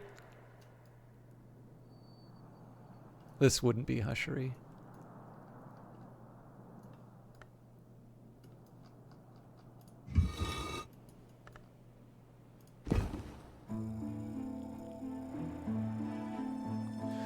We get tantalizingly close for so many of these, but we're missing the important parts.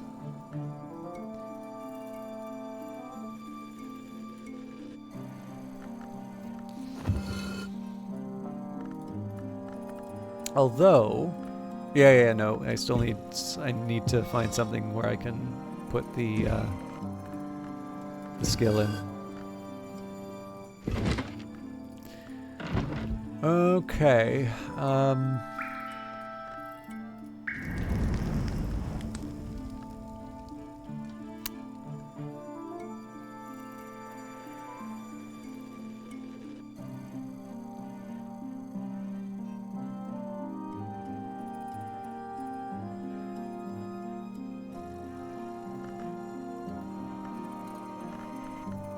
I can try and get a relevant memory, but let's just see what other options we have. Ramsund, okay.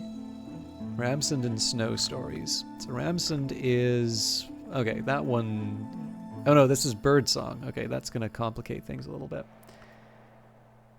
This base looks like something out of XCOM. I never thought of it this way, but yes, actually, that is not a bad way of putting it. I don't get to decide what room is what, but I do get to decide where the books go. Esranir. Now you're making me want a librarian version of XCOM.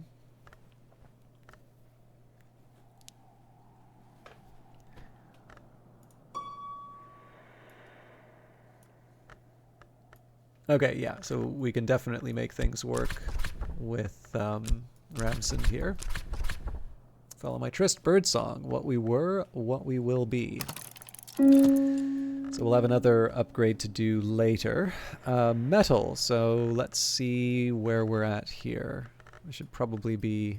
I'm assuming most of the languages have been plundered. So maybe it's better for me to start at the top. I did fill up a lot of Ithistry, but I don't know if Ithistry is going to do the trick. Okay, so Horamachistry. Let's try Transformations and Liberations. Ah, Illumination. That's why that one's not been touched. Sacrolamea is Horamachistry. So I feel I could probably use this one with the Great Clock.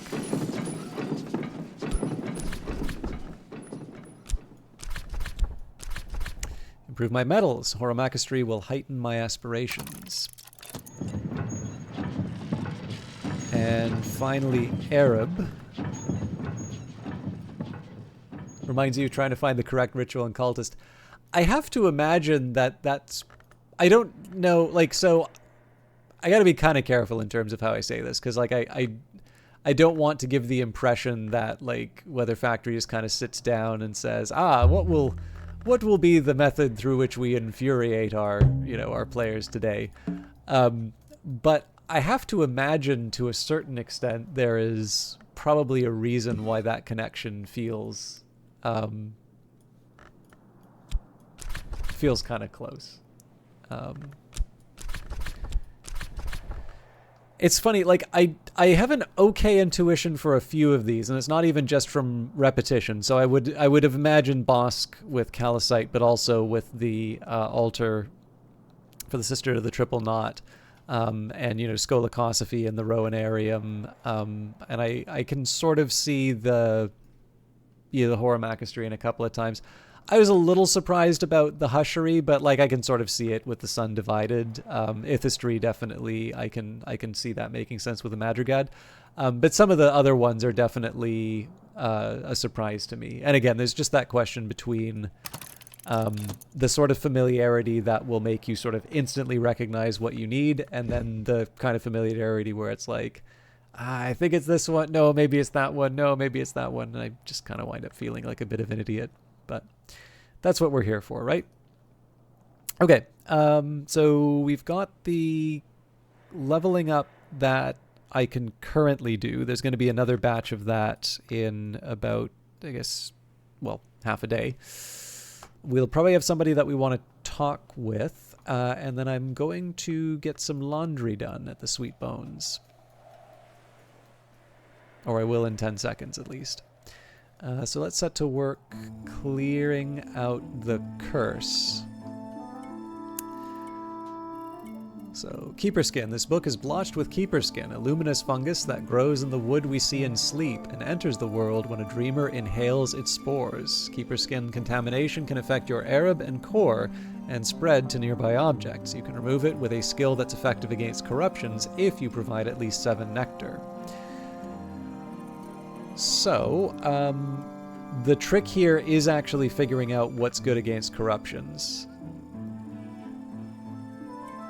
I thought this would have told... Well, I guess Keeper Skin is the affliction, and then the skill that gets rid of it. So Sickle and Eclipse. So it's effective against corruptions, but it's not a... So Purifications doesn't have Nectar. So it looks like I'm stuck with Herbs and Infusions, which means I need to get another 3 for Nectar, which we'll get from the health. Maybe not my most exciting use of health, but it lets us get rid of a curse. Okay. Where'd you go, my little book? Treat Keeper Skin corruption. Keeper Skin is persistent, but it has its weaknesses. At least it's similar to being a librarian. Is that book fiction or is it history? The Snare of the Tree collected proverbs from Aunt Mopsy. Once in the wood we call a visit. Twice in the wood we call a journey. Thrice we call coming home. The person who cursed it was actually Aunt Mopsy.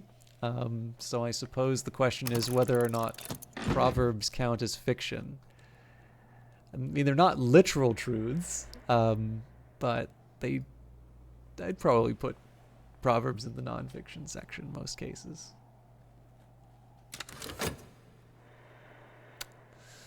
All right, I'm waiting on my Faust in the Sweet Bone so I can start healing that. Afterwards, I don't remember what work I performed except in Sense and Sensations, Leaf Mold, a rhythmic musical clicking like melodious castanets, soft blue flame like antique gaslight, and cold. I remember that where we went, it was cold. My inner light gutters then flares. I am snared in a dangerous fascination. Your Faust has a malady. But we did get a silver Spentria for our trouble. So I think that actually brings us up to another gold. Yep, 3 gold Spentria. Alright, first, laundry.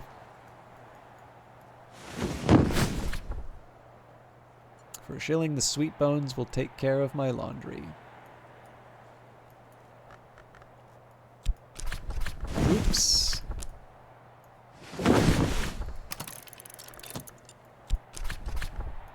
The Sweet Bones is taking care of my laundry. Now, I do need to use some kind of a drink. I don't think I have any more... I don't think there's any more... Oh, actually, maybe I can use the laundry in this case, because I forgot to draw up some water. So in this case, I would need a high level of nectar, but we can get that from drums and dances. Cure my malady, you've supplied enough nectar. And then from there, we'll use my core to draw up some water, lower the bucket, creaking into the dark. And we will pick up a book. So just give me a second here, because I've got some physical notes.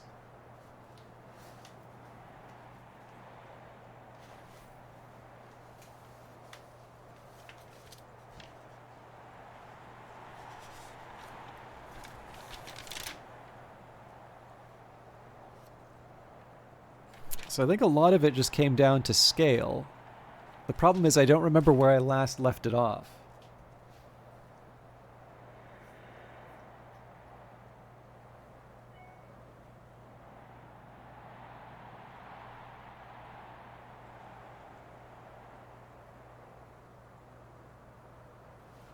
So you know what I'm going to do? I'm just going to write these down. I think I'm just going to read them all again. We probably got through all of them and I just don't remember it, but it's not that hard for me to read those, so...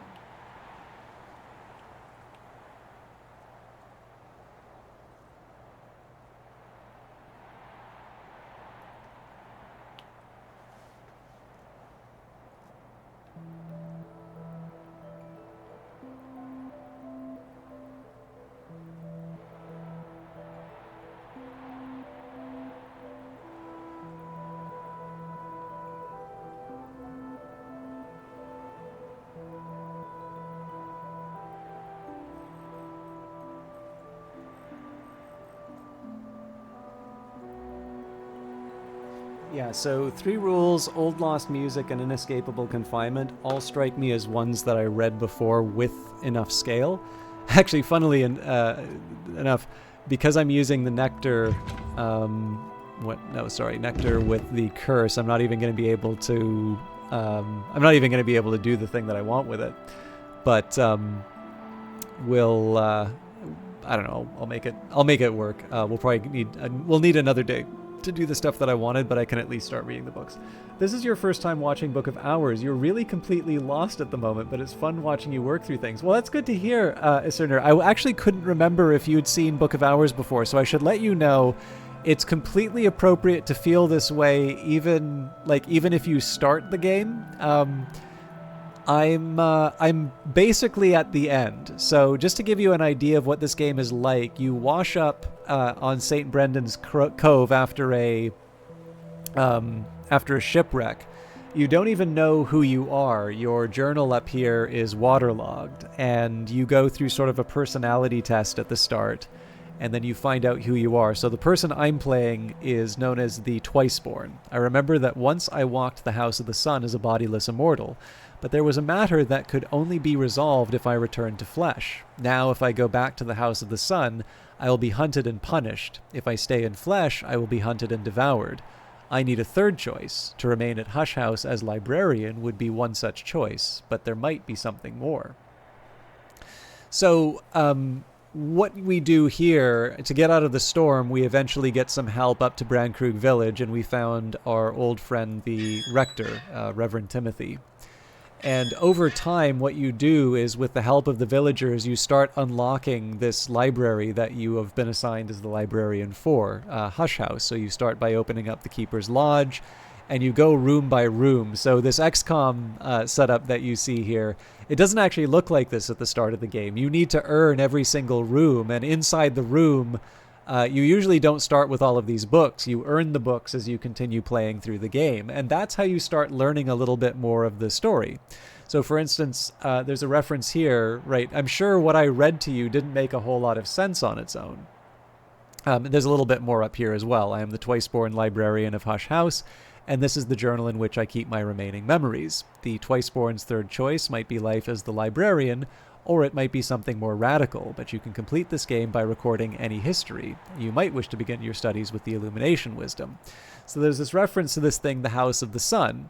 And one good way of sort of showing you how this game sort of works and allows you to figure things out is as you start exploring the house, eventually you come into the Westcott room. The quote here is, "By God, sir, we shall have no cigars in the library, and we shall have no house without a smoking room."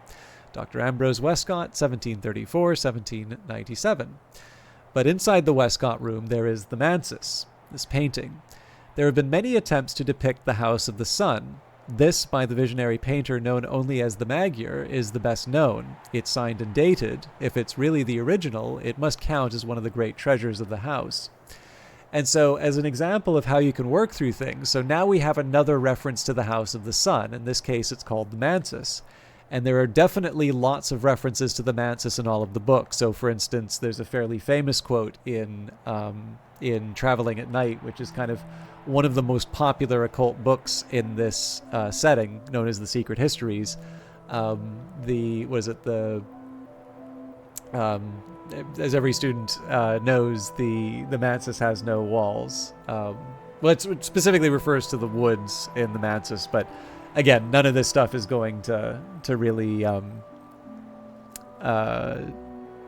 it's not. I could give the full quote or I could give a partial quote. It's not going to make sense on its own. But the important thing is as you read these books, you'll start seeing references to the Mansus, and so now you have a visual depiction of it. And from the description of my character, I know that I originally came from the Mansus. But that's not the only legacy that I could have had, or memory that I could have had. That I could have gotten something different if I had chosen different things at the start of the game. And so some of the fun of this game really is the feeling of going in this very ancient library and maintaining it, but also learning more about what happened in there. So the first rooms are the baronial period. Are the rooms random, or is it fixed, or is it a bit like unlocking a room according to tiers? There's an early game room and a late game room. A little bit of both. So the contents of the rooms are mostly the same. So for instance, these paintings in the infirmary will always be here. These are what are known as the Hours: the Witch and Sister, the Thunderskin, the Velvet, and the Sister and Witch. And the projector will always be in the Patient's Lounge. And there are actually some specific reasons why certain things are in certain rooms, which you'll learn as the game goes by. But there are books which you need to catalog in some of these rooms, and the books are randomly determined. So it is definitely easier to open certain rooms at the start of the game, and then once you start getting to some of these later rooms, which as you can see, you've got some pretty wild-looking things later on in the house. They're much more challenging to open. You usually need to sort of figure out how to use the resources you have available to you a little bit better.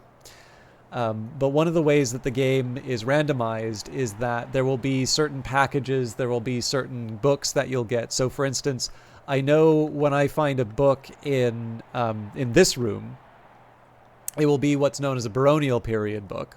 I think there might be a Curia period as well. But there are different periods for Hush House, different sort of phases in its life. And the books are associated with those time periods. So what'll happen is the books will be randomly drawn from a deck which have certain texts in them. So you're not going to find a Dawn period book in a baronial period cataloging, and vice versa. So for the different periods, they have descriptions as well. So in the 16th century, the De Wolf family became the Barons Brandkrug, governing this isle as their personal estate, until 1759, when their line ended in madness and death. And then we get a little bit deeper into the library. We'll actually go back to the Westcott room here. And this is the Curia period. In the 18th century, a secretive cabal of scholars established the Curia of the Isle to manage Hush House, making it a haven of knowledge until 1896, when a disgraced librarian brought the house to penury. So after the Curia period, we get the Nocturnal period. By the beginning of the 20th century, an unwise librarian's enthusiasms had brought Hush House to penury. Nocturnal Branch, later the Suppression Bureau, stepped in to offer an arrangement. Hush House received funding, but submitted to yearly inspections, and also surrendered a portion of the Isle for the branch's prison. And so this is a part of the house that was, part of the area that was surrendered for the prison, and you can explore the prison as well. There are also periods before the De Wulfs, so this would be an example of the Solar Gothic period. From the 11th to the early 16th centuries, the Sisters and Brothers of St. Brendan's dwelt on the Isle. It was a holy place, a wealthy place, and a centre of learning, though a surprisingly obscure one. Then, in 1534, the Bronze King Henry dissolved the foundation, exiled the Brethren, and gave the Isle to the family De Wulf. And the earliest period is known as the Dawn period. So the Dawn period, 599 AD, is the traditional date of the first foundation here, sometimes called the Abbey of the Black Dove, sometimes the Abbey of the White Crow. But the Sisterhood of the Triple Knot first built their temples here much earlier than that. And again, you'll sort of see that these rooms have their own sort of character that you would get from a much older period. And of course, you might suspect that the sorts of books that you find from the Dawn period might be some of the more complicated and obscure ones, compared to something written in a more modern or scholarly age. The other thing that's kind of fun is as you go through the house, so we heard some stories, right, about how one of the librarians of the Curia effectively bankrupted Hush House. Well, as you go navigating the rooms in the Flood Gallery, Thirza Blake, 7th librarian of Hush House, extended this space, decorating it with semi-precious materials and filling it with the finest art Hush House's money could buy. Of course, after her enthusiasms brought the house to the brink of penury, much of it had to be sold off. And as it happens, we also have books written by Thirza Blake. Exorcism for Girls is by Thirza Blake, but oops, there should be another one. The Berry Book? Do we not have the Berry Book here somewhere?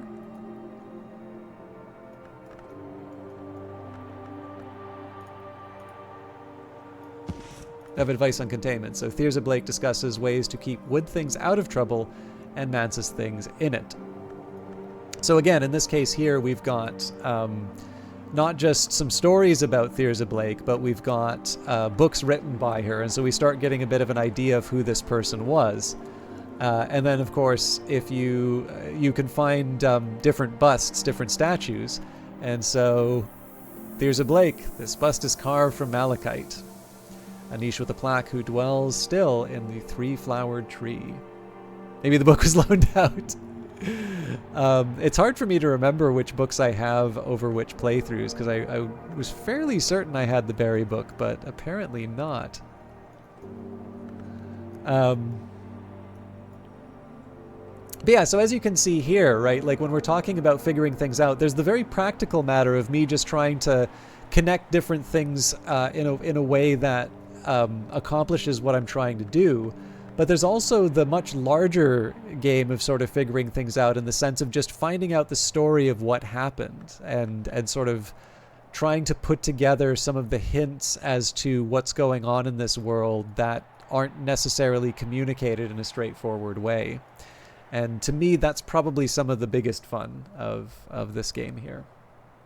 So I must apologize, though, because it is definitely a challenging game to get a handle on if this is your first exposure to it. So I am very happy to answer anybody's questions if they come up, although I know sometimes people just like sitting down and hearing the stuff being read, so that's what we're going to be doing. So like I said, I want to read the I do want to read the texts with the powerful memories one more time, just so I can make sure I'm not missing anything. Stupid question, is Wolfie around? Well, if you're looking for the Wolf Divided, we've got the Wolf Stories. Sometimes we eat the wolf, and sometimes the wolf eats us. We've got A Loyal Dog. Walkies are surely a small price to pay for his unshakable fidelity. And we also have a reference to the Wolf Divided in the chancel of the Abbey Church. The Church of the Unconquered Sun acknowledges only a handful of hours, the sun in rags or splendor, the Meniscate, the Madrigad, the Watchman, and reluctantly the Wolf Divided. Any other so-called hours must be lesser powers, wicked impostors, or superstitions. So the Church denies 2 of the 3 hours of the chancel, and yet it is the chancel who are said to determine which of their peers qualify as hours. That's theology for you. Abbot Geoffrey decreed that all 3 should be venerated in this holiest of rooms to avoid actual heresy. He would not permit any of the 3 to be named. That's theology too. So I realize that is probably not the question you were asking, but I felt that I needed to. To reference The Wolf Divided with with that statement. All right, Thirza Blake theorized that Keeperskin was a debased carapace kind, or perhaps it's young, but she could never convince it to speak. So we've got phosphorescent scrapings for the Keeperskin, and we can put the snare and the tree back in the main collection. Oh, that was exactly your gut. Fair enough. All right, Dr. Aaron Peel. So, I am slightly curious. So, Dr. Aaron Peel, exile, riddlemonger, thunderskin devotee. I'd rather say confidant, impeccably dressed, but always in dark clothing, so the stains don't show. Dark the dressings too at his ankles and his wrists. I won't take a seat. It's kind of you to offer. It would be unkind of me to accept. Your greatest shame was never getting into the Exile DLC and getting the Wolf Divided ending. I actually have tried for the Wolf Divided ending once, and I couldn't quite deliver on it, but just gives me another excuse to play, Exile again. Okay, so what interests me here, I'm trying to remember the text. So there are references to Aaron Peel, but then there is a reference to Aaron.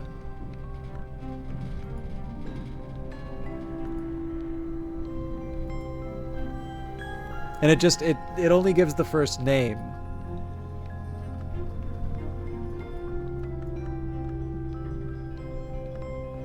You know what? I'm actually going to go from top to bottom on the library to see if I can find this. So this is the Christopher Olopoli stuff. Robert Flood. Deoris Nathaniel Darcy Evers. No authorship for the Geminiad, Nuriel, Hypatia, and Wasnai. I couldn't imagine him being one of the abbots, but we'll double check.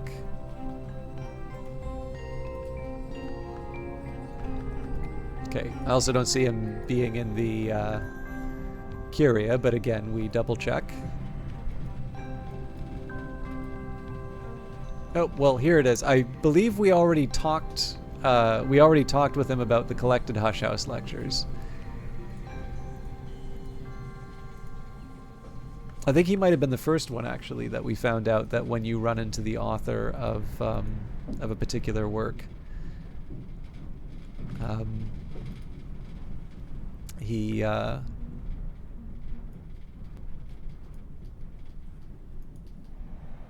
gives you something. Mopsy gave us a little more than we bargained for, but again, that wasn't entirely a surprise. Hollow Fireweaver. Doesn't say the initials of the librettist. Samuel Savage, Twice Over. Monica Medina. Menander the Victor. Arbella Dusk. Damon Aznaton. Penelope of Gordian. Black Ellie.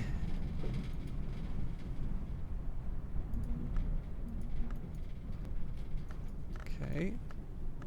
I'm just going to double check here. Okay, C.G. Burial, Fire Circle, Harvey Haddington. Ate it, didn't write it.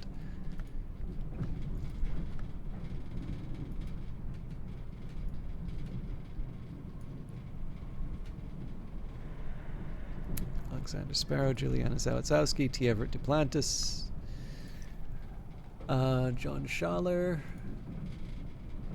Nin, the pop-up book version, and the original.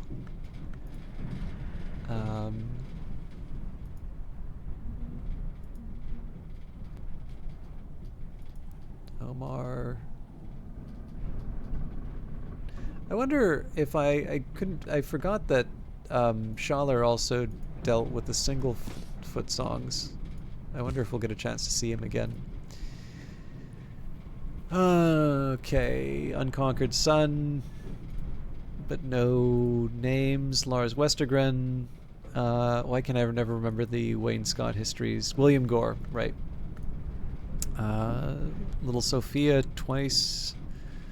Everett Vincent twice. Sorry, 3. Nigalev Lagash, which I think is true for a couple of these. Barrowchild. Kurenai. Burzgash. 3. The Emiliano. CROD. I really want to know who that is. So I don't know if there's autographs, but I did in fact give him the collected Hush House lectures. I think if you give Hokebald of Possind, my deeds, my my deeds, my powers, my achievements or accomplishments, and the injustices perpetrated against me, he wants to buy it from you. He pays well, but you do lose the book. And Aunt Mopsy, again, doesn't sign it, but does something. So I'm just kind of curious now to see if there's the other work. And again, I'm trying to find...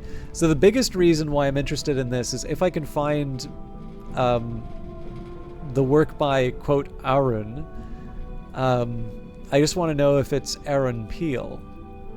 Okay, Isaac Karth, Alexander Peterhands, Cassius the Tommen, Dardish, Anonymous Ghoul, Cal, Joel of the Bridge, Wars of the Roads, Mistress Redflower, Brown Joshua, The Dark Gentleman.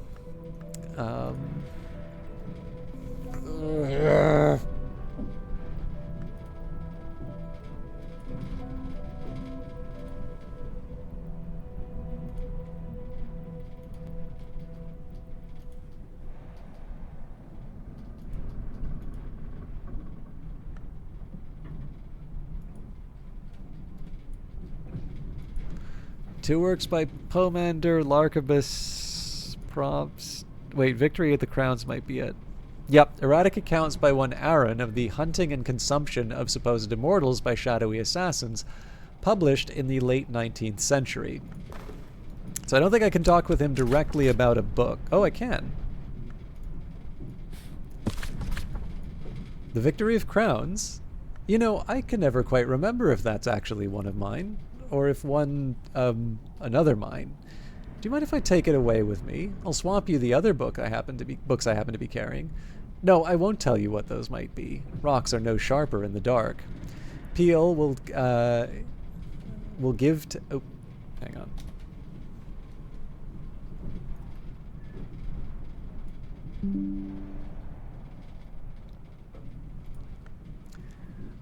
Peel will take Crowns and give you 2 books of unpredictable nature and origin. He won't leave until his other business is concluded.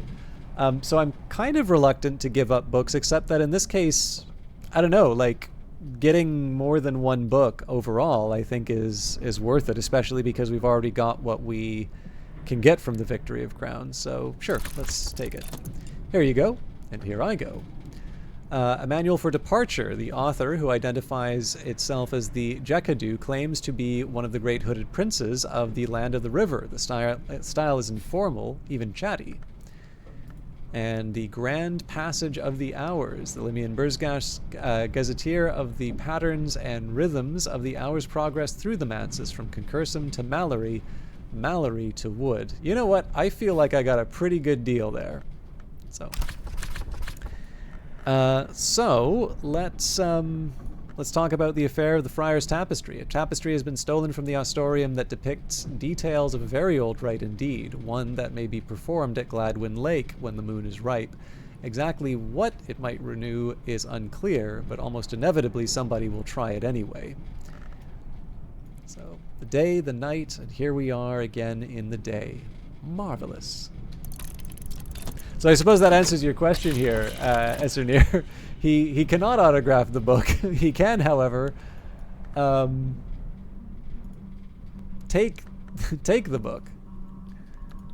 I don't remember if he wanted Moth or Moon here, and unfortunately I can't look at the event again. So either 3 Moth or 4 Moon. So the funny thing here would be to give him collected Hush House lectures, old material. Peel has already consulted this book.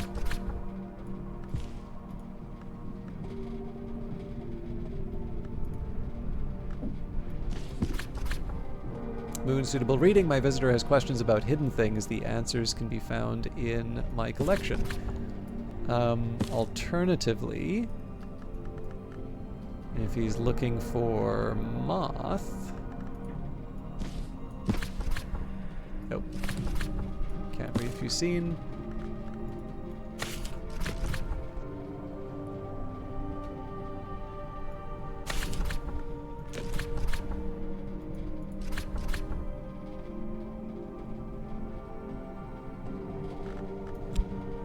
Oh, I screwed up. I should have I'm sorry, I am going to reload the save here. And the reason for that is I actually did want to get everybody,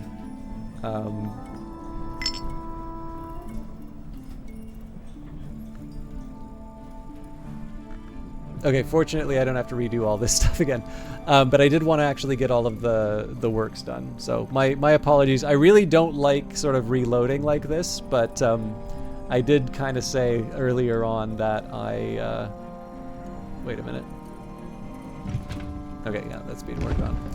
I did say that I'm running on empty in terms of sleep, so sometimes I need those helpers. All right, let's read the 3 and the 3, and then I'll try and pick things up a little bit as far as the pace goes. I may also refill my tea.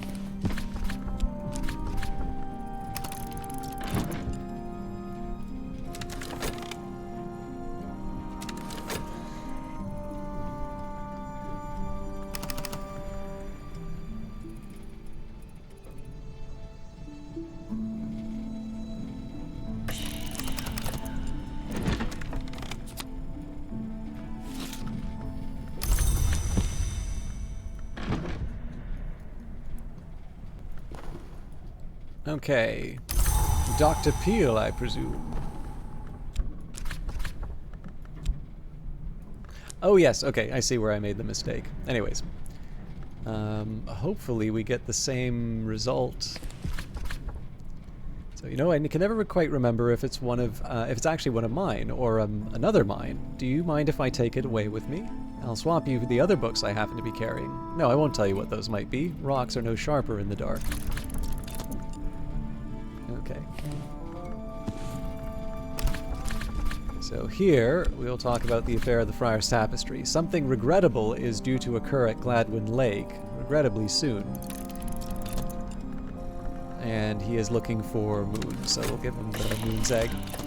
If I can't prevent what's coming, I'll have to watch. I might even learn, but I've come here to learn first. If I learn enough, I won't need to watch. If I don't watch, I might not worry. Robigo, the generous with hosts, the little traveling. He's a name of the Crown Growth. He's an especial friend of the Hostorium, and if anyone bears the blame for the Ortuccio incident, it's him. None of these phrases give me any particular pleasure to say. Be of good cheer, librarian. Once I go out into the world, you may never have to hear of any of them ever again. So I'm trying to remember where I got this impression that the Crown Growth does have a relationship with the Hostorium, but that does nothing but just confirm my suspicions. Alright, we can put the snare in the tree back. And we do have the shop to be able to read one, if not two of the... Well, I've got VAC as well, so I can only read one at a time, but we can still make two. So we'll read a manual for departure here. Shopped. Edicts Liminal to do the trick. Knock a gate flung wide. I'm a match for this book. Enough knock to match mystery knock.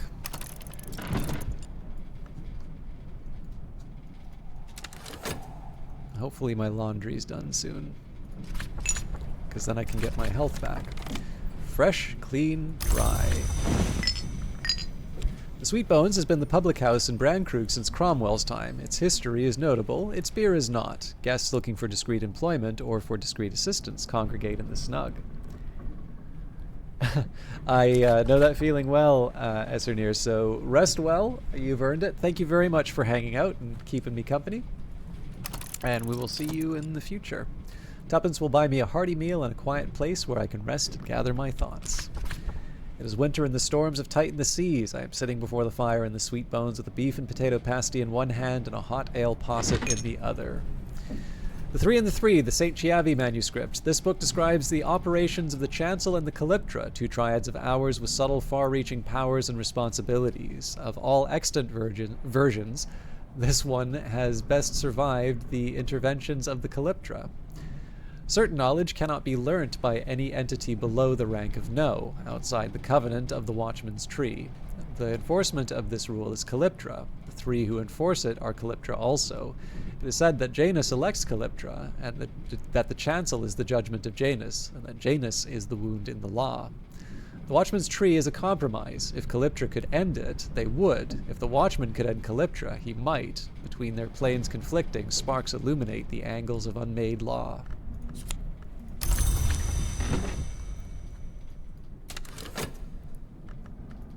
Okay.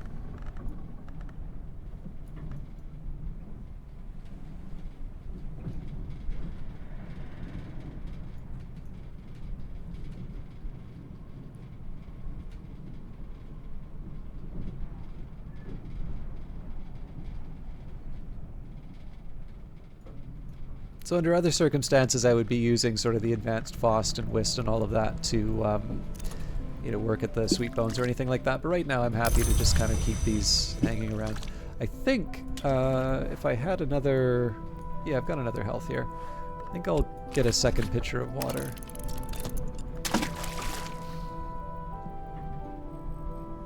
I'm remembering I still have some upgrades to do for my Elements of the Soul, but that's a kind of a secondary concern. And we've got a Bronze Spintria to show for it. So we're up 2 new books, and then we also have Oriflammes that's going to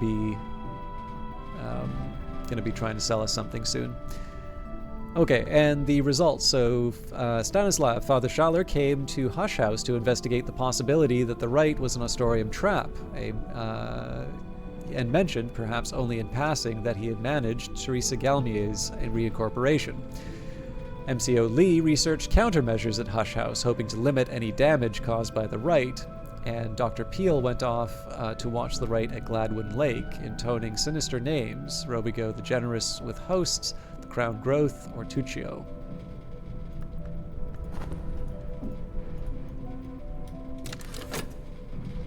So I suppose we could make an assumption here that maybe the Ortuccio incident is related to the Crown Growth somehow, but I still need a little bit more to really figure out what's going on here. Alright, let's take our Advanced Health, our Newman, Horns and Ivories, Nillicant. It's always going to be Nillicant for the next little bit. An Old Sun, Red and Low. This is the history, my last and greatest work, in which the Chancel, at a crucial moment, will be snared in its own rules, and the way will be clear for the Old Sun's return. When the librarian records a history, even the hours take note. Making this decision cannot be reversed. It will begin the end game. So we're not quite there yet. I will use Fett this time to read the next one. So that's the the Ramsund text. I seem to remember this. The turquoise hand had one that wasn't really all that descriptive. But again, I'm gonna work with what I've got. Oh, I can't read that yet. We can wait.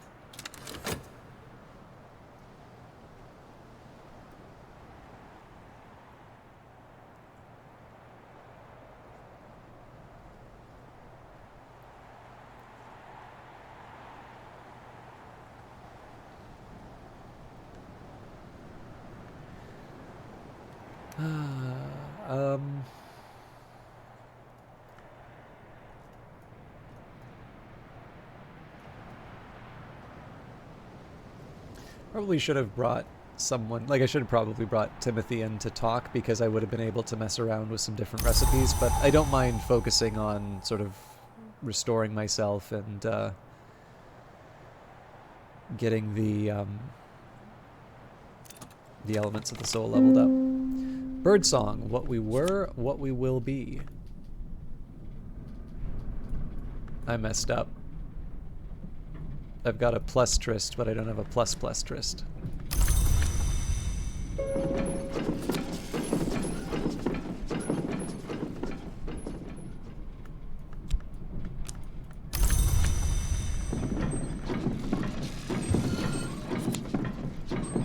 Wood is filled with shadows. I mean, it's not a major hardship. I have fewer elements of the soul than I was originally planning. But yeah, this was just a big old blunder here.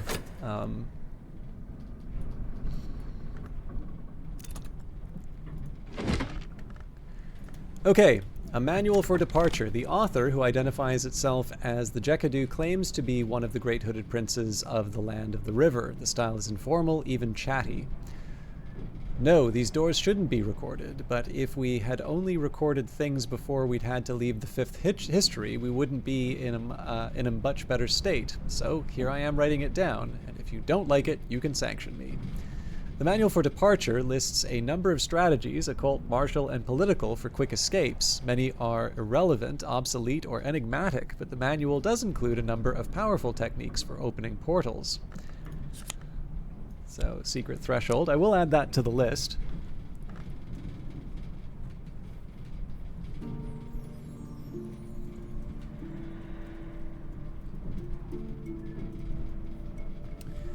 And we get door and wall for our trouble. Now, door and wall is already at the top level, so I suppose I get to distribute that however I want. The most sensible thing I imagine would be to find whatever the lowest level skill. So in this case it would be Lockworks and Clockworks, or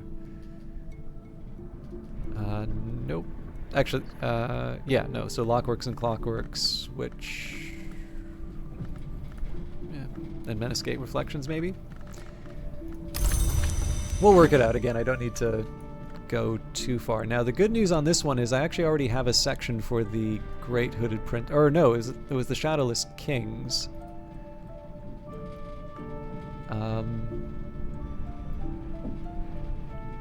So I will put that in the general knowledge then.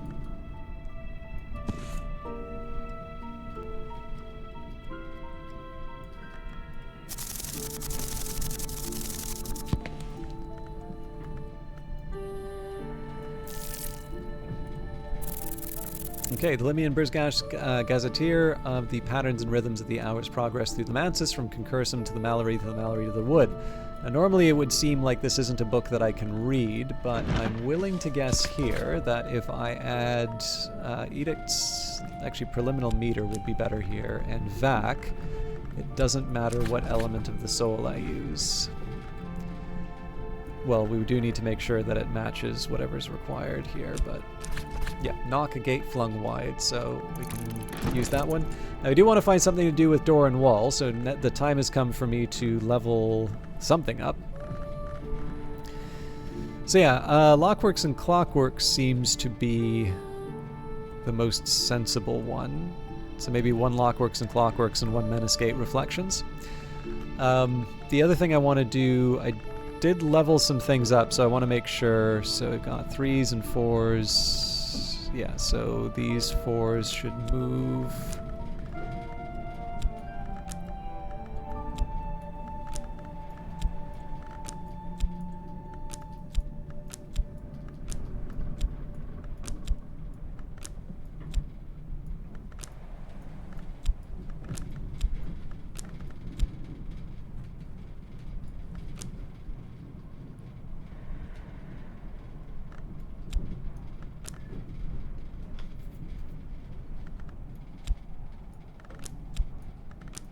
It is slightly more convenient to have it on the border there. Ambrian Lapidary is a 6, so we'll move that up, although Purifications and Exaltations is up higher. Okay, so we've got our 3s. I know there's an auto sort for this, but I like organizing my knowledge.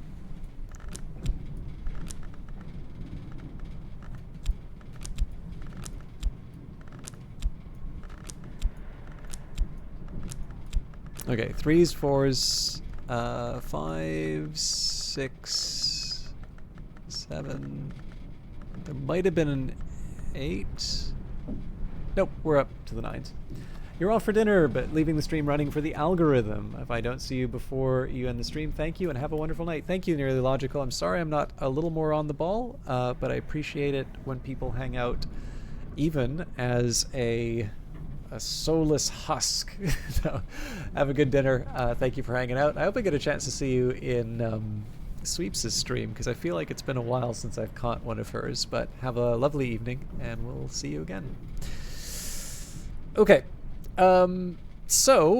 Change in plans. So, Lockworks and Clockworks, what can we do here? So we can employ the Gale. We can employ... Oh, can I? Heart Moth Scale is not relevant to Knock and Sky. Fair enough. Secret Threshold. So we need 2 more. And again, it's Sky or Knock, so the options are pretty easy. In this case, let's go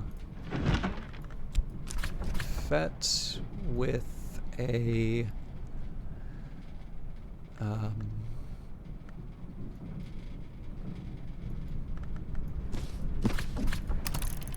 Skeleton Songs, and then Tryst with... Or we just use that. Tryst with Perugian Diaries.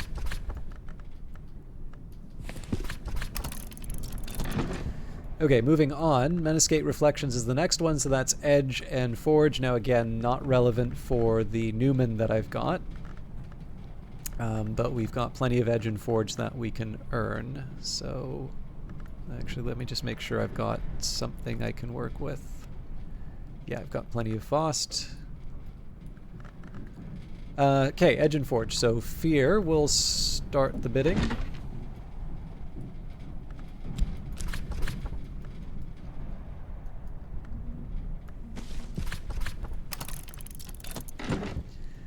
Contradiction will also help.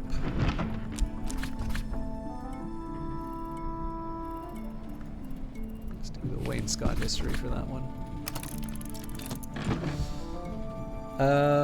I need 4, so maybe we go Forge now, Foresight. So Bancroft Diary would be good for Foresight.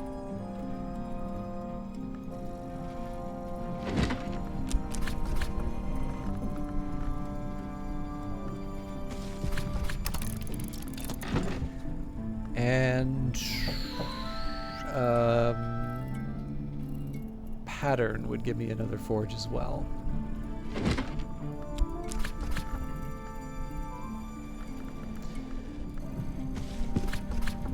Apparently we're all about the Thyrza Blake this time. So I'm going to keep the Faust and the Metal aside, but perhaps I can read the next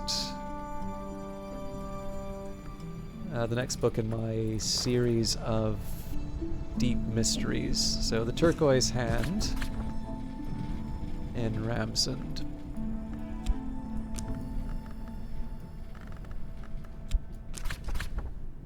I've already mastered this, but I could reread it and perhaps recall a memory. And I suppose the question would be, do I want to use any of these for earning money? I don't see a reason not to, so help with letters, I could offer help with correspondence and arithmetic. Not everyone here knows their letters. I'm looking at the time. I realize I don't have that much more time left for the broadcast, but I think I might take a small tea break just so I can get a little more alert. But let's try and make it through the day's tasks. I want to put that in the kitchen somewhere, but kind of running out of space for everything.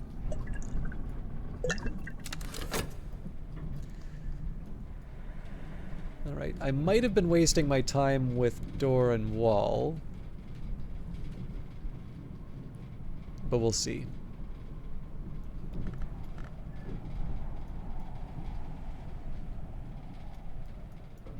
And I'll make sure I do my laundry before restoring the whist. I mean, I suppose I could get the Sweet Bones to do it overnight. That even might be a better use of the time, actually.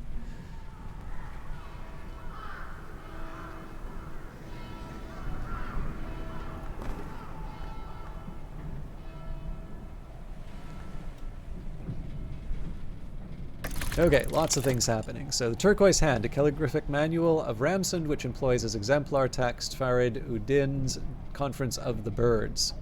At noon, the sun moves like the beating of a wing. At sunset, he sends the herald child with her candle. At midnight, he sends the wind that extinguishes the candle flame.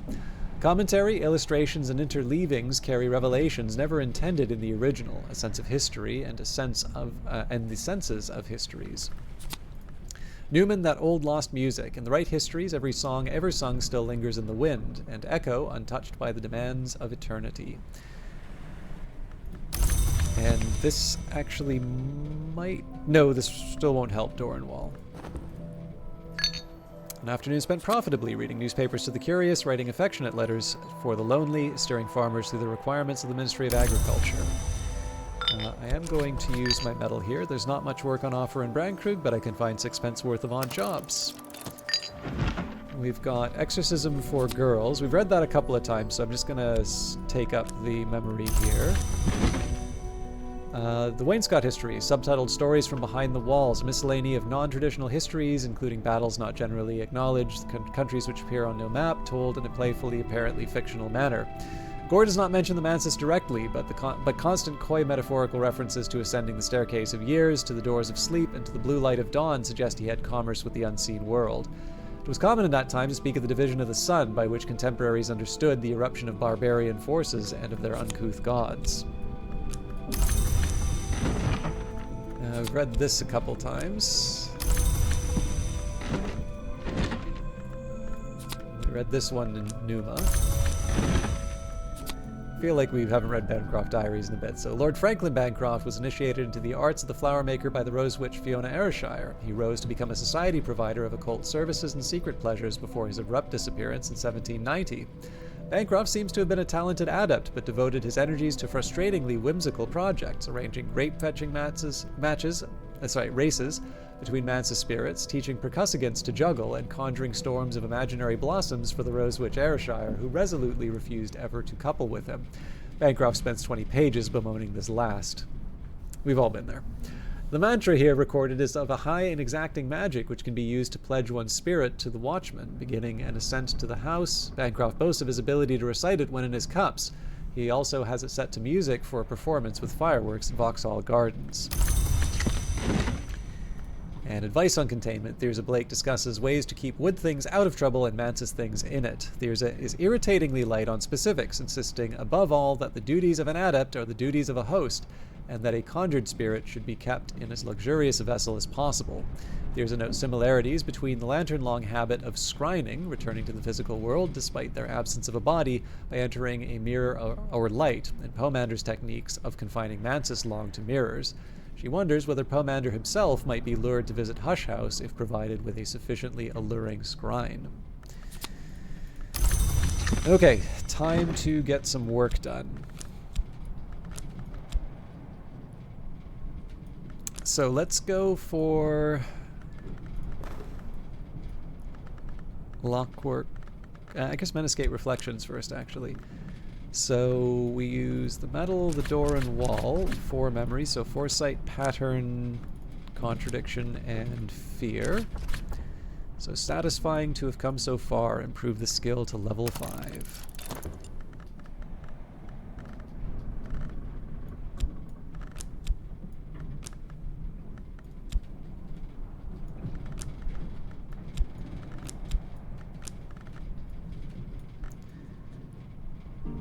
We'll now take a look at that old lost music. Again, we're just looking to see what the red sun statement is, and then we'll find one more book.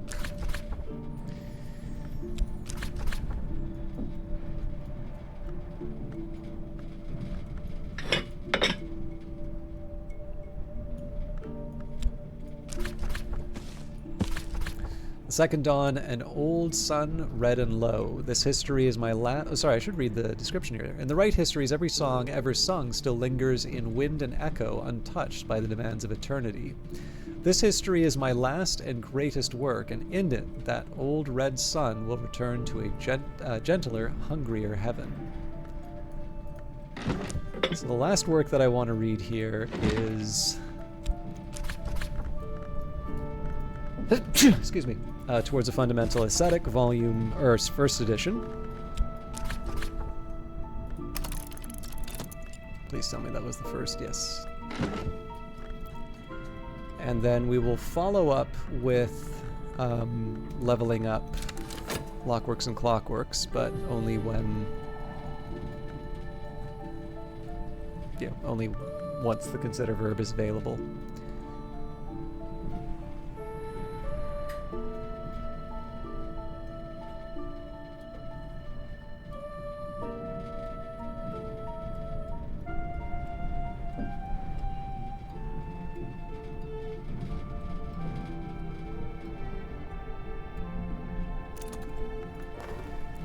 Skill is now level 5, its power aspects have also increased.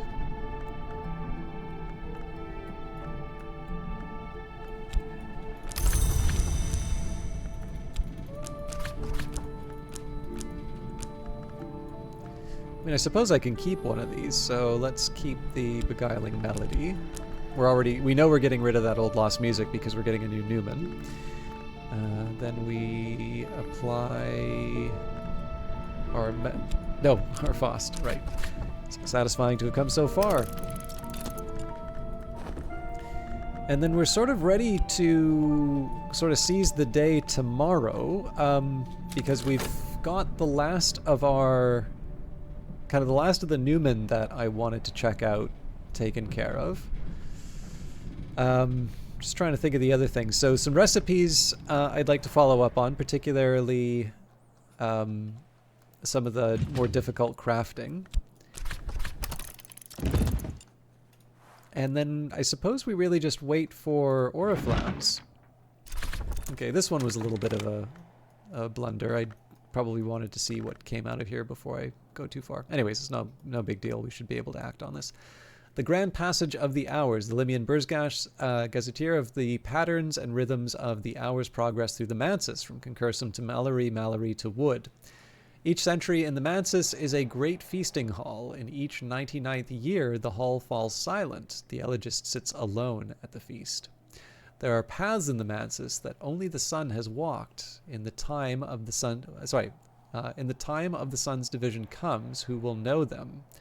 When the second dawn comes, who will walk them? Oops, sorry, just give me a second here.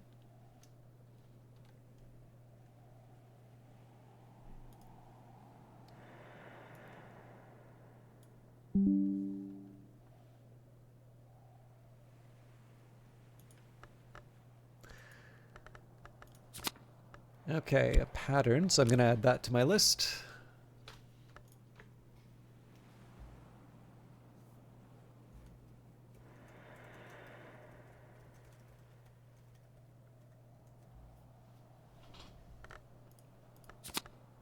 More door and wall, okay. Now this is a Burzgash one, so we did have...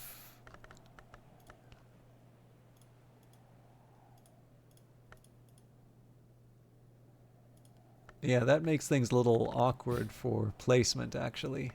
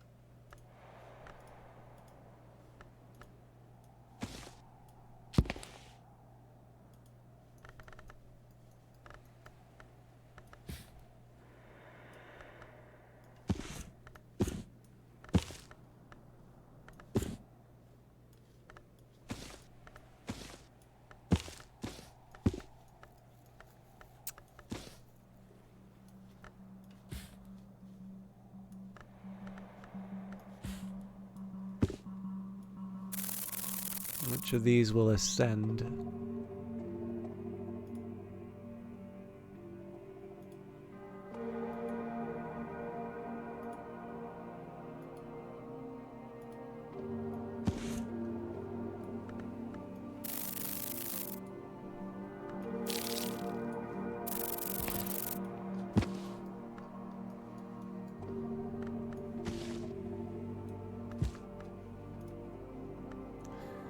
All right. Oh, hang on. Yeah, no, we got it. All right. So, yeah, I mean, we kind of do the same thing that we did today. As I used to say in my youth, the day is done, and so am I, but I've earned my pay. I've earned my laundry.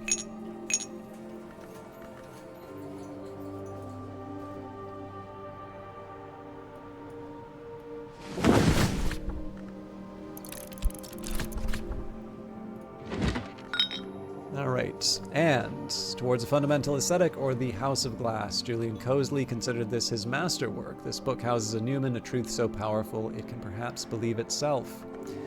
Techniques for the perception and analysis which permit invidious and apocalyptic conclusions. Probably the most assiduously suppressed book in history. The entire run was destroyed, even the presses were melted and dispersed, but the manuscript edition has survived. The perfect hegemony of the hours is perhaps eternal, but Cosley proposes and describes confinement inescapable, aesthetic and optical techniques which might contain even an hour, profoundly disrupting the order of the Mansis. He presents this as his own work, but there are hints here and there that he received inspiration or even assistance from the nowhere hour named Snow. Well, that helps me out with the with leveling things up too, potentially. But we will go back to our trusty scale. This is the last that I don't have a direct quote for. The second dawn, an old sun red and low. The sun is broken, at war with all his aspects. But in this history, there will be a prison for his worst self. The sun will be reconciled at last with his oldest nature, and so will I. I do seem to remember that one in retrospect now. Anyways, we are good to go. I will let the day sort of run its course, and then I am going to take a small break for some tea. Let's see what else we can do with door and wall. So, looks like it's either Meniscate, Reflections, and Spices and Savors, or... Nope, Surgeries and Exsanguinations. Let's do Surgeries and Exsanguinations and Lockworks and Clockworks. That should give me a bunch of things to do with my elements of the soul.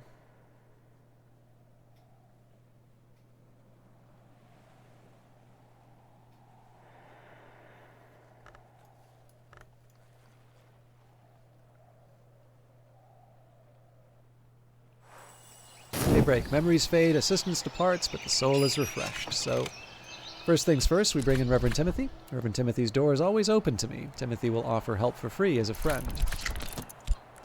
Reverend Timothy always jumps at the offer of my company. And we'll see what the weather is before I take my break. A storm! That is actually quite welcome, I think. Yeah, because surgeries and exsanguinations. So, 2 of the 4 are already dealt with here.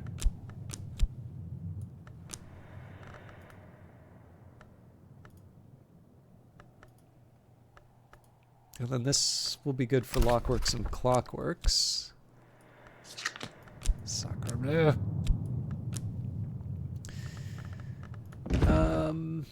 So... Knock and Heart. Well, Pattern's an obvious step.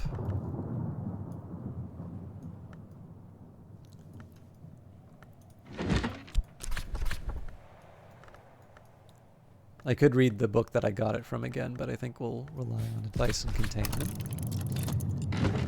And then I guess we already get the solace from Reverend Timothy potentially, but I could use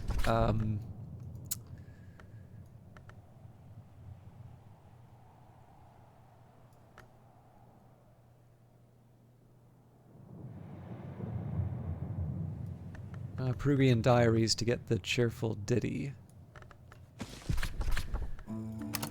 Okay. So that's door and wall taken care of. So the beguiling melody, so we need 4 more of either knock or sky. That's going to be a little bit harder to deal with, I think. So,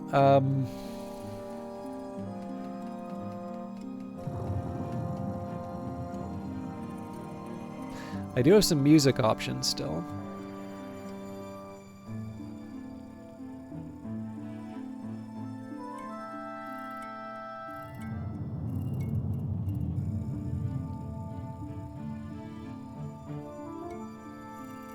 I can actually still get the Memory of the Storm, so we'll start with that.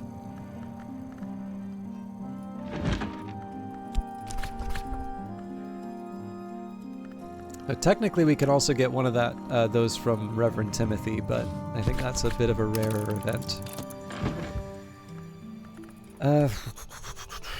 Sorry, taking a minute here. So I could probably just go for some music at this point.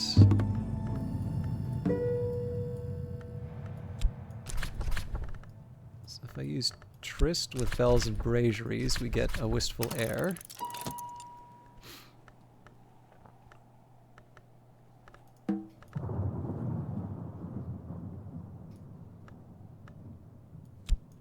It's a little weird to use health for this, but we could do a Savage Hymn here. Okay, so that's a total of 4. I need a 5th. Salt.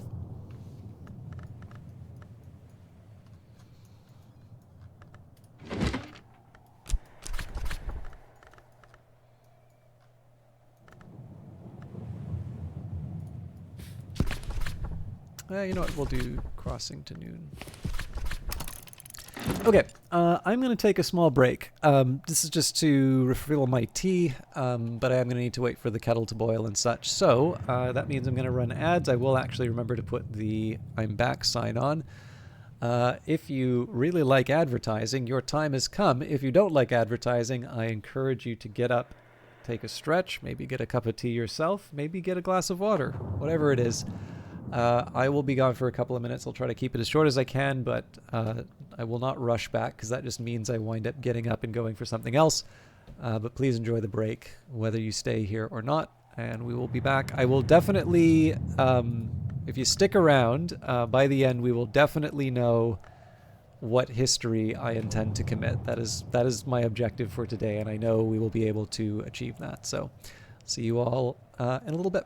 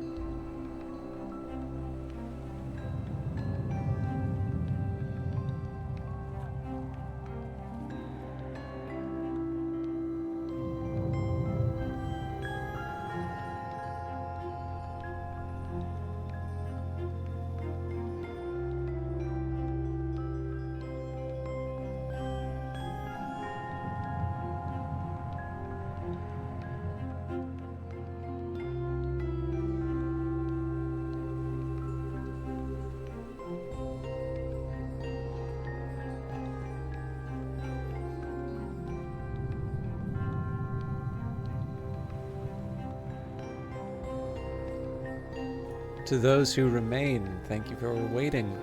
We're back. I found some Earl Grey hiding in a cupboard, so I've got that. Alright, so we are on our way. I can't read the one of the texts that I want to yet, just because I am relying on the inescapable confinement. But there are definitely a few things that we can do. Reverend Timothy always jumps at the offer of my company. Reverend Timothy, rector of Brandkrug, ordained by the Church of the Unconquered Sun, a learned man, blessed in the tally, the gate, and the light. Make use of the rector's help before dawn. Speak with Reverend Timothy. Reverend Timothy is always, always happy to chat.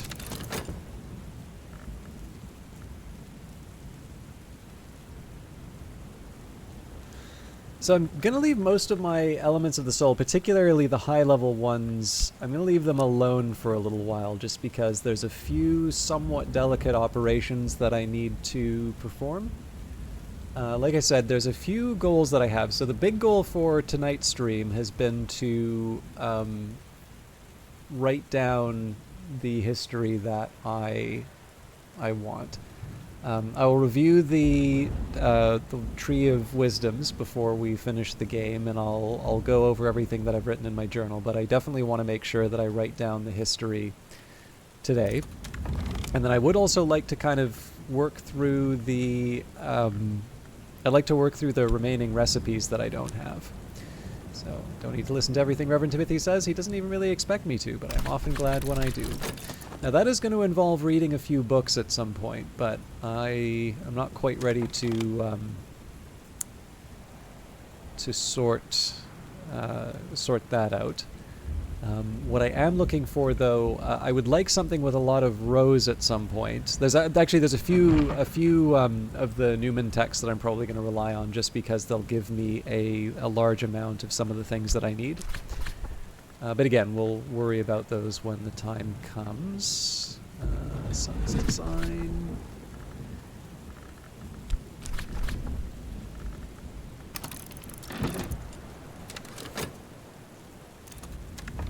Okay. We did just read Device on Containment, so I don't feel a particular need to work on that one. Although I can't remember which of these were...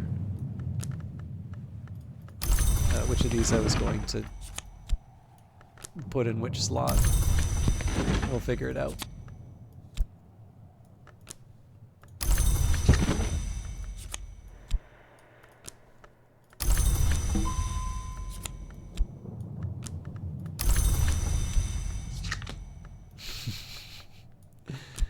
All right. So surgeries and exsanguinations, heart, knock. There we go. We'll do that one first. And then for Lockworks and Clockworks, sky.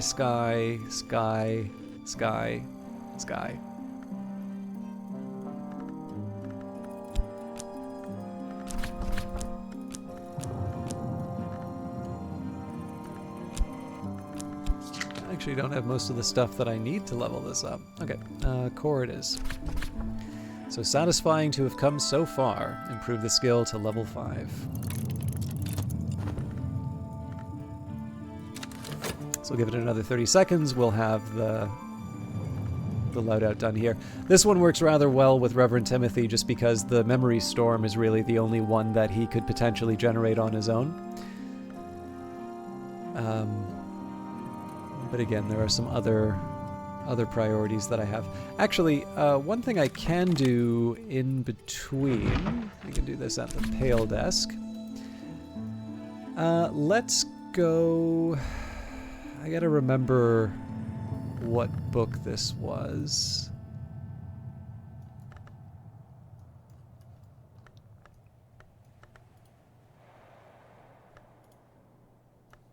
Nope.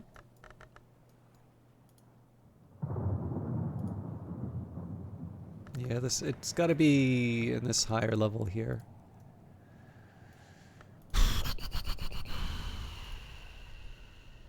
This is one that I actually don't remember the title for.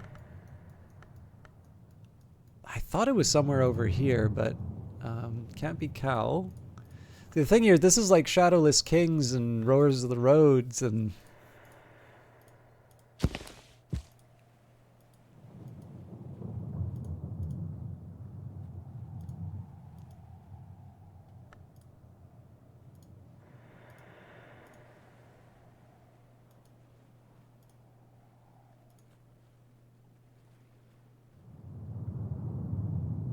I don't think this is the one.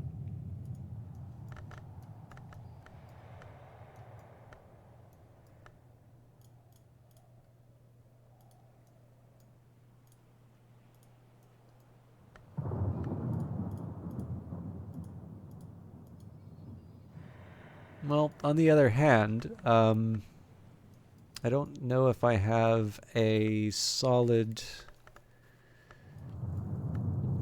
recommendation. You know what? I'm gonna give it a shot with the Amalgam of the Red Rose. I've already mastered this, but I could reread it and perhaps recall a memory. I don't think this is the thing I'm looking for, though. It's the one by... oh, I don't think it was the Suppression Bear. I think Fine Takers.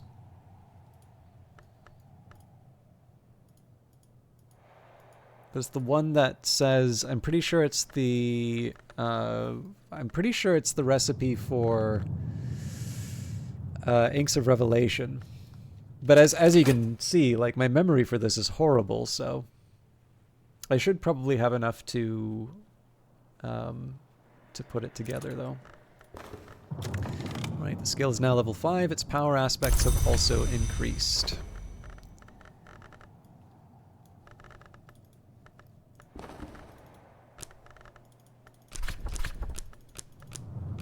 And we need a knock or a sky on this one, so Faust it is. At last I am something of an authority in this.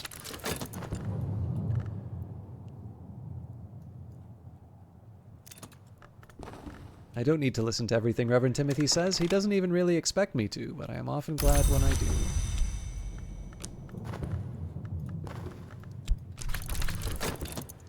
I'm going to take a quick second here and just consult my list.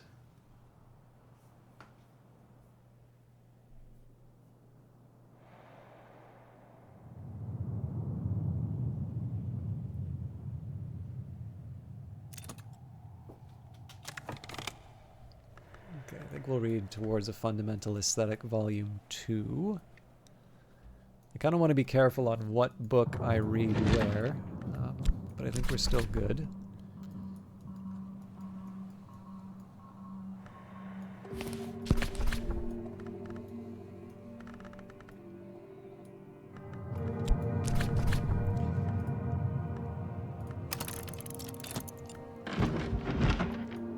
Okay. The sun's design, a scorched slab of black corundum, minutely scratched on every side with intricate ideoglyphs. In the city of Emesa, beneath the Church of the Holy Belt, in a sarcophagus of black corundum, Elagabalus lies, accursed of Janus, neither long nor mortal, neither man nor woman, neither a liar nor a speaker of truth, neither real nor imagined. On his light-suffused skin is made manifest the sun and splendor's grand design. Elagabalus is the source of one half of this text. The source of the other half is obscure, but its power is evident. It is impossible to be certain if the sun really planned for us to enter eternity. It is impossible to be sure if the Grail, the Vagabond, and the Forge stole this birthright from us or saved us from it. But there is a great secret here.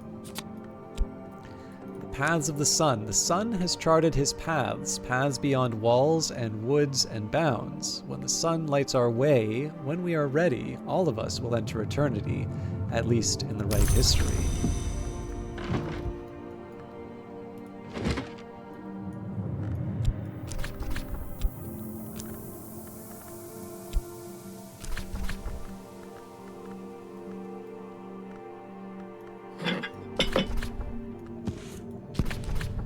Twice-born victory, the second dawn is nigh. In this history, the new king will enter the paths of the sun, and the second dawn will change everything.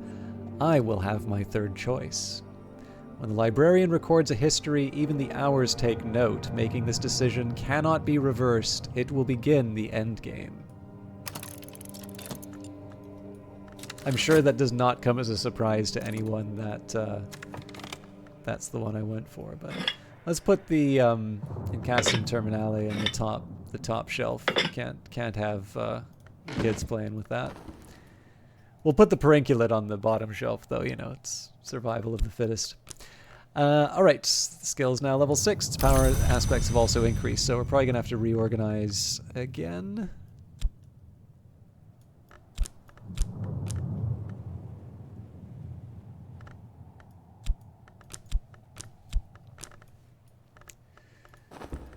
And now we kind of wait on some of this, although I should probably try and make a little bit of money while I'm waiting.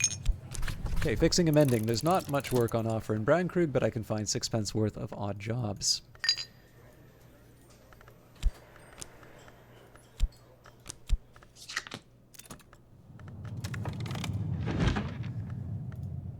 The amount, yeah, this is definitely not it. An account by Mistress Redflower of the alchemical operations favored by the House of Lancaster, who identified with the Sunset Road. These operations ultimately led to their victory in the War of the Roads, but are described as now debased. The generals of the houses of Lancaster and York are described as brother enemies, a term more usually associated with the dyadic invariably twinned Edgelong.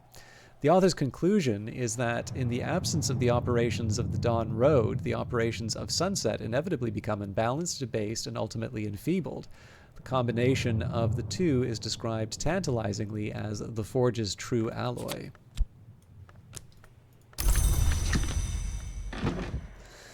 So now I'm really stumped as to where I put that that particular book. I don't need to listen to everything Reverend Timothy says. He doesn't even really expect me to, but I'm often glad when I do.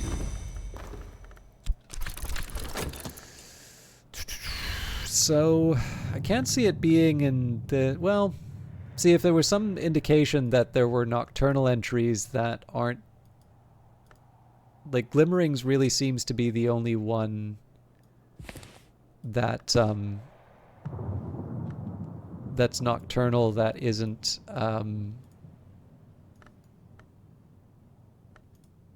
written by one of the librarians.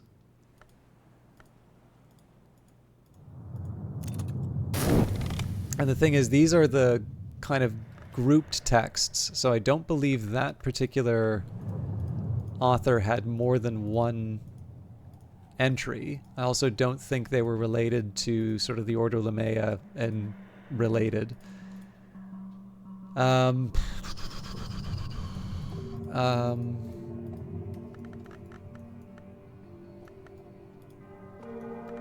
I really should move the Carbonex schism beside the Ambrose texts. Karashim, nope, nope. Nope. Nope.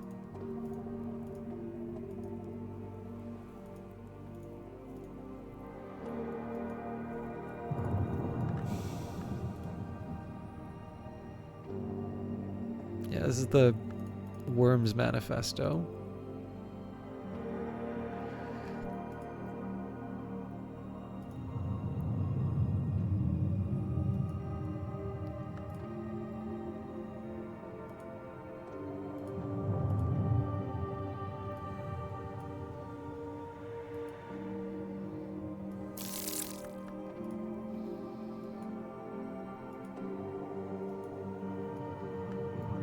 Okay, so it's definitely not in this pile.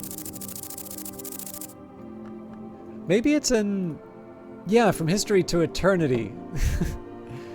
That's the one I was looking for. Okay. Running short on tech, or on Elements of the Soul, but the Arab should do the trick here.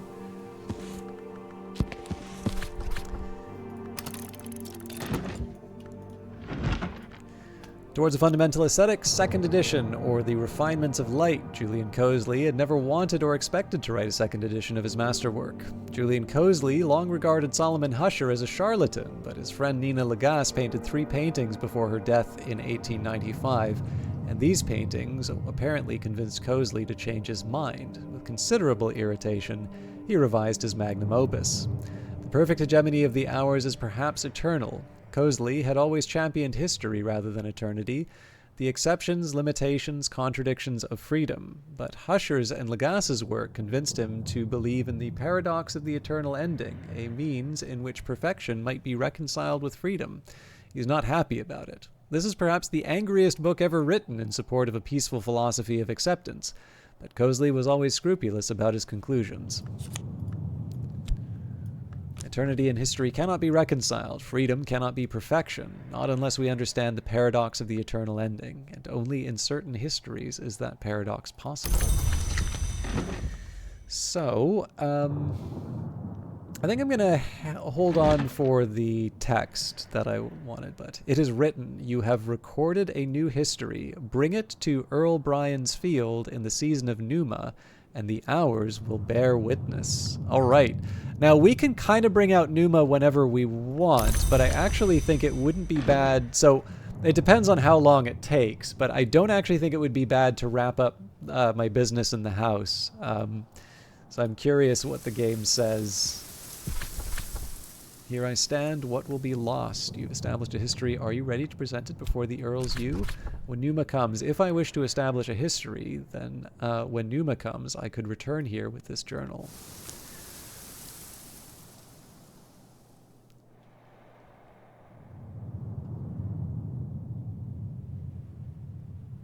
Interesting. It doesn't... Oh, my history. I've recorded a history in which the second dawn will come soon. Through the Numen, the paths of the sun. Take your journal to the tree in the season of Numa if you choose to end the game. History. History is not what happened. It's what is known to have happened. You made a decision that will change the world's course. Bring your journal to the tree in the season of Numa. We will review, if anybody's interested, I'll happily review the decisions that we made, but when we get closer to the ending, I'm happy to give the full account of the choices that we've made inside the journal, because we have written our final entries into the journal. Nothing changes after this. As I used to say in my youth, the day is done and so am I, but I've earned my pay. Should probably move my elements of the soul up at this point. It's not like I'm seeing a real benefit from holding them back. Okay, so let's keep the cycle going. Tuppence will buy me a hearty meal and a quiet place where I can rest and gather my thoughts. It is winter and the storms have tightened the seas. I am sitting before the fire and the sweet bones of the beef and potato pasty in one hand and a hot ale posset in the other.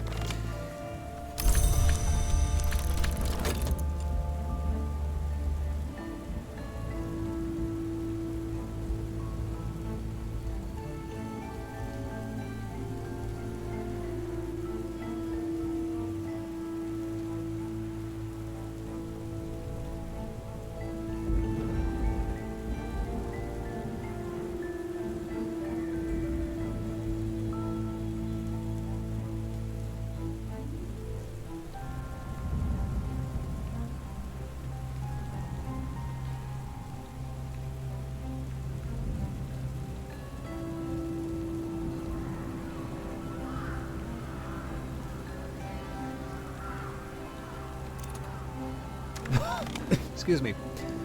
I don't need to listen to everything Reverend Timothy says. He doesn't even really expect me to, but I am often glad when I do.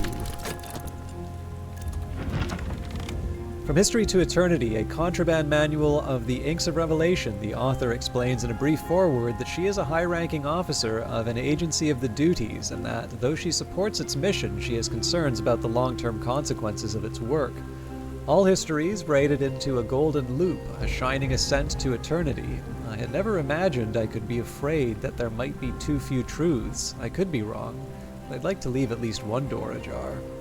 Ichor Auroral can be brewed into an Incastum Terminale associated with the second history using Inks of Revelation techniques with Rose Aspect. The author warns that this is exceptionally difficult since these techniques aren't aligned with Rose, but that's why I'm hoping the door will stay ajar, even once all the others are closed. I wish you luck. So interestingly enough, this does not specify using like Ichor Auroral, so I'm curious about that. But for Rose I need Fet. for Auroral Contemplation, not Auroral Contemplations, for Inks of Revelation, Moth is probably my biggest helper here. So the glassware doesn't really do the job because we can't fit the FET inside, and I don't think the dispensary works because, well, actually, maybe. But we can't fit the Final Understanding there. That is a narrow path, they're not kidding.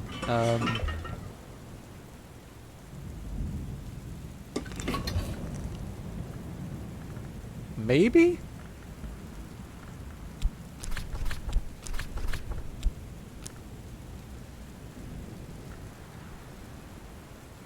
So if it's gonna work, it's gotta be 15.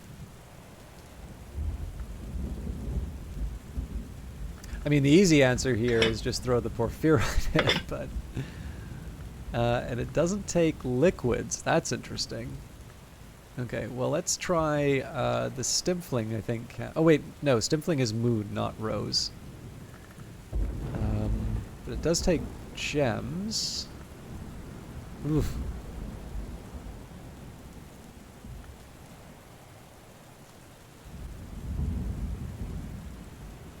Not too exciting as far as the rose goes.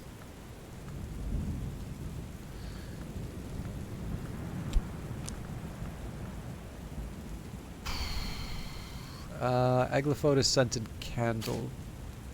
Ah, I'm one short.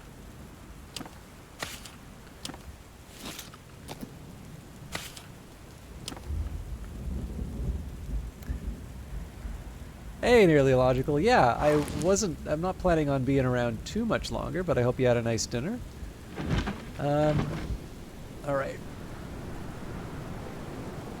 So I guess it's a crafting bench that'll take rose ideally.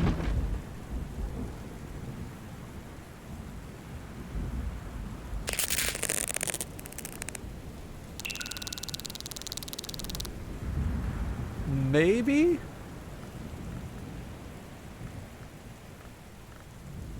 Not with this vet, though.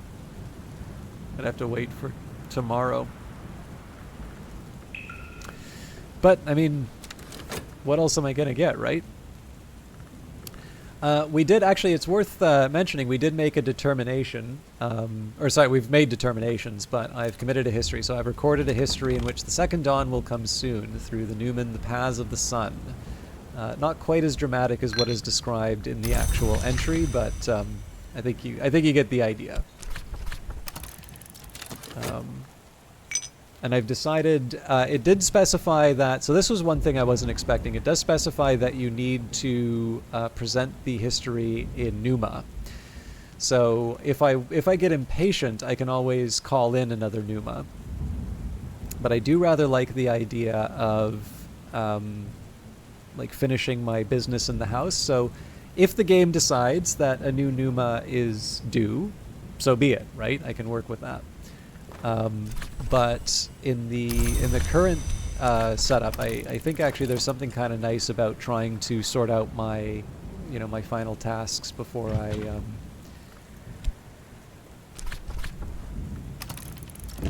try and force a Numa. So either Numa, basically, if I don't get my act together. Then, the Numa's gonna come on its own, and if I do get everything that I want done, then I'm a little more justified in spending the porphyrine. Give me another gossip.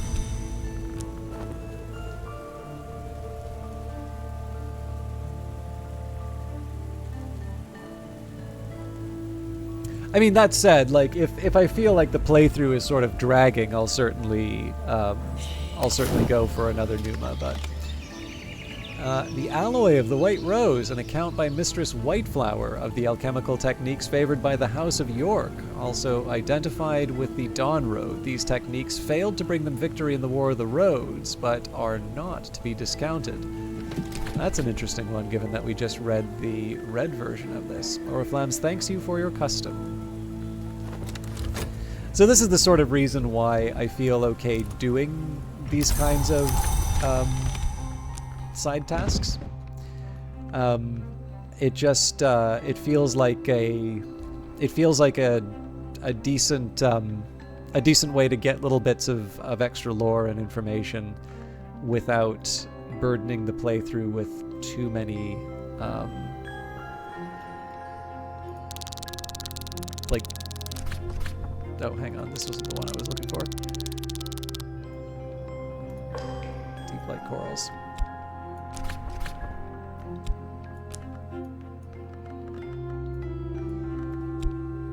Ah! I was so focused on the rows, I didn't pay attention to the others. So I don't think there'd be any rows down here. But you never know. Well, there you go.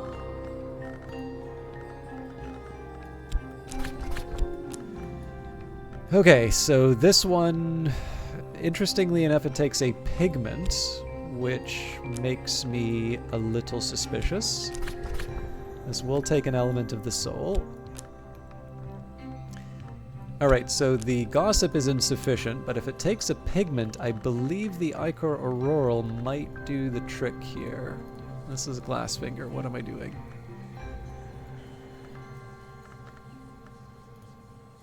No, it's only 2! Ah!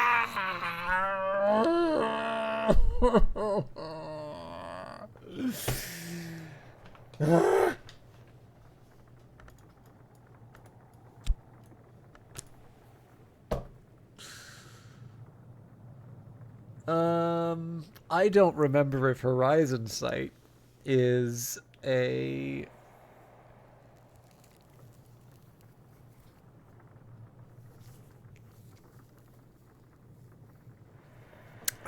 Jesus. I don't remember if Horizon Sight counts as an omen or not.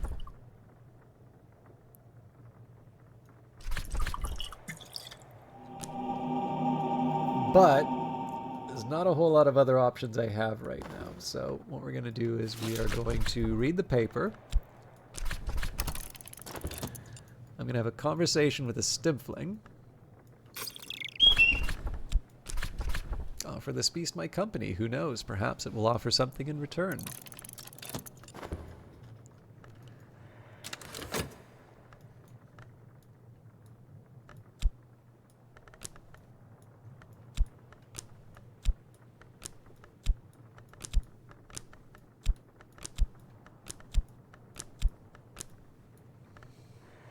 And I think I'm going to make a candle. This is my chandlery. Because it did occur to me that... I shouldn't even ask. Glazurian Lightsmithing has a little bit of a hint in the title. I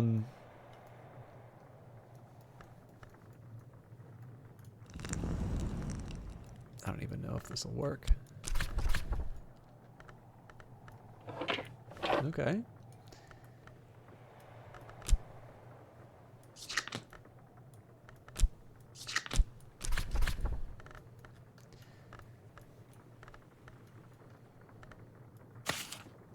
Sadly, I can't add it here. Nothing's history when first it happens. So this counts as an omen. So maybe I can give this a shot. No, because the occult scrap gets me exactly what I could.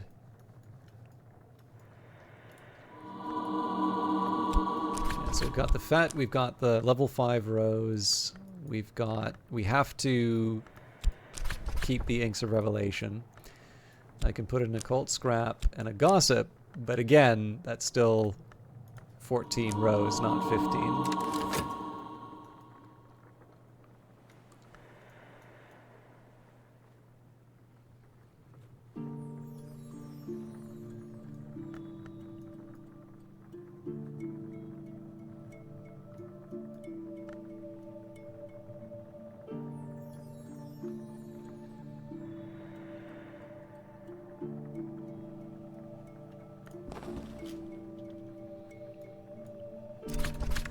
And now it suggests a meal would be welcome. Okay, so Horizon Sight does not count as an omen, but We have a little bit more available to us, so let's just see what the Rowanarium provides. Now, it might be that there's a better option than the Rowanarium for this, but right now I just want to follow the advice of the work. So an occult scrap ought to do the trick. Okay, so it's almost certainly going to want some kind of a liquid here. Now that creates some awkwardness because I'm kind of relying on... Well, does one of these remains count as a liquid?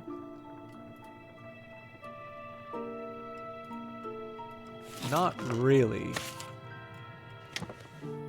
Also, it doesn't have rows, so it doesn't matter. Okay, so maybe I'm focusing on the wrong place to try this stuff.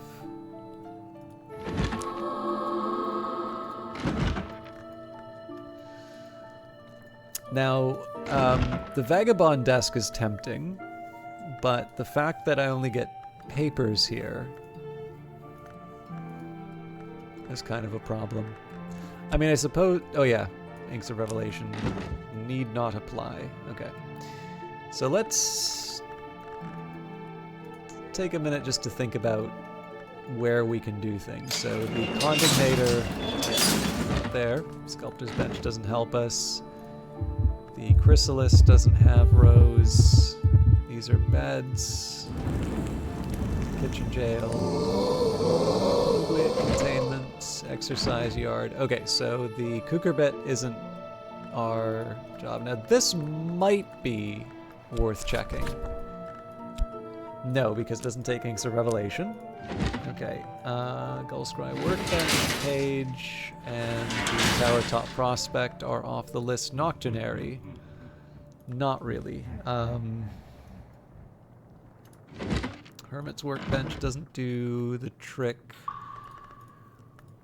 I'd hoped for Deep Lake Corals, but I'm not so sure anymore, because I don't see how I can put whatever ingredient would be necessary. Now I suppose there's a couple sneaky ways I can try and fit some things in here. So let's actually give this a shot. So Inks of Revelation. Okay, so the Final Understanding goes in here. Yeah, but then I don't have the room for the...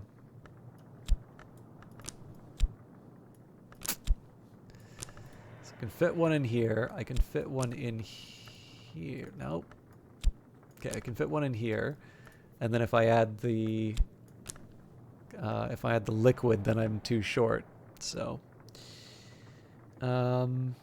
although I wonder, in this case...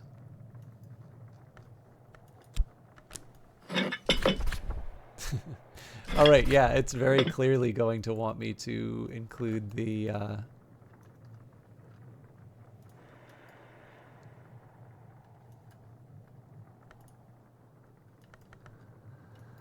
Huh, okay.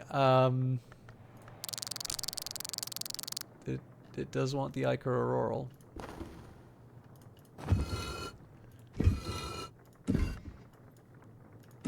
That is a tricky, tricky recipe. So we thought we had it with the Rowanarium. Maybe we do.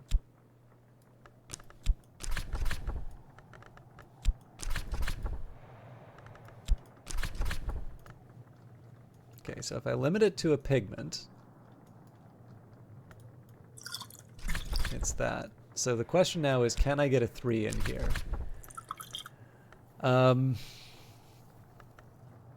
So Horizon Sight is not an omen. Occult Scrap is only 2. I can't make my FET go any higher.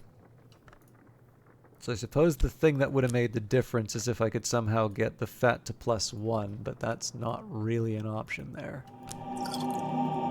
So we'll cross the Rowanarium off the list unless we can find a better way of getting more rows inside there.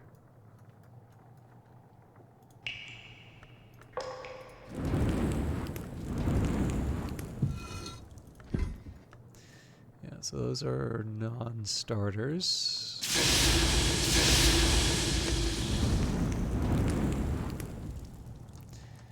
Very hard to see. I know the piano does give me rose, but I just don't see how I could get the liquid in there.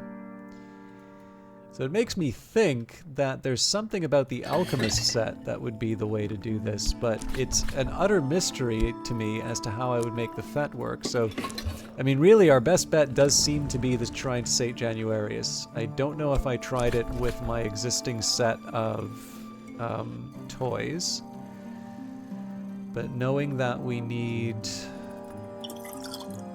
the liquid, so my highest is the Final Understanding here. Okay, and the shrine doesn't take Inks of Revelation, so that knocks that one out.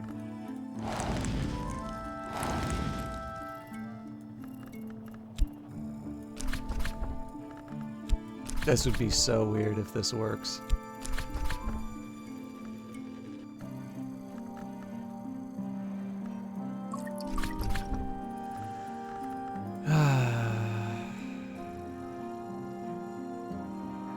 And we're back to the old problem where, unless I can find a way of generating three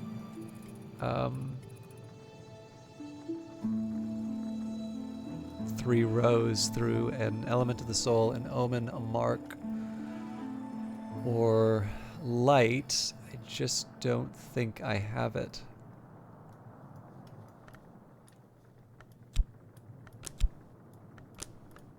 Again, the omen gets me too, but the omen's not the thing I need here. Okay. So I mean, my second best really is to find things that'll take moth.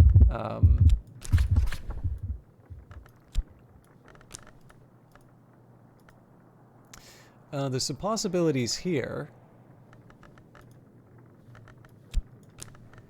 Add the horizon sight. Holy crap, this might just work.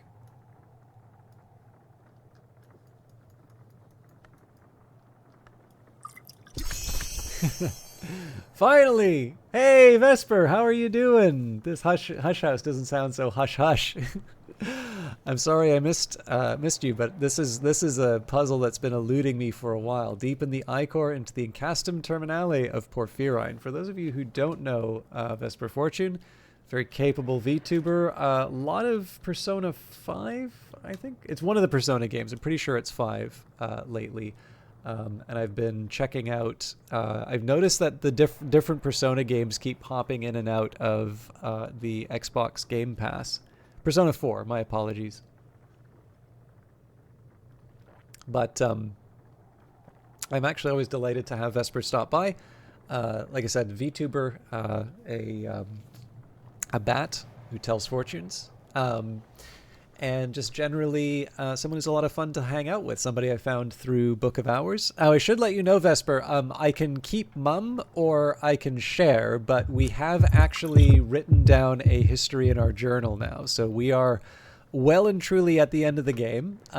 There is a next step that kind of surprised me. I have a little more time in the game than I thought. But if you would like to know what history we decided to go for of the possibly over 100 in the game, I can share. And if you would prefer to wait for your own experience, I think it's perfectly reasonable for people to wait. Which history? You don't mind you telling me? All right.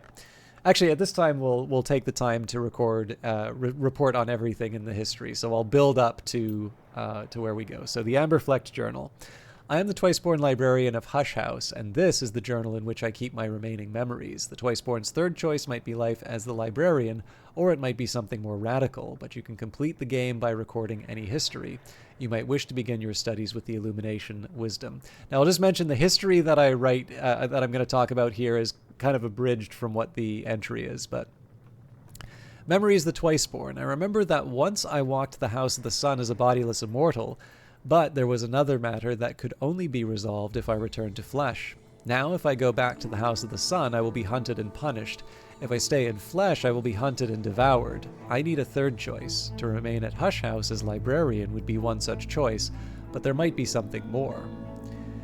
So we have made the determination we came from glory. Our first sparks of self descended from the light above the world we call the glory. Without the glory, we would be beasts in darkness, and the gifts of our past illuminate our future, which is eternity.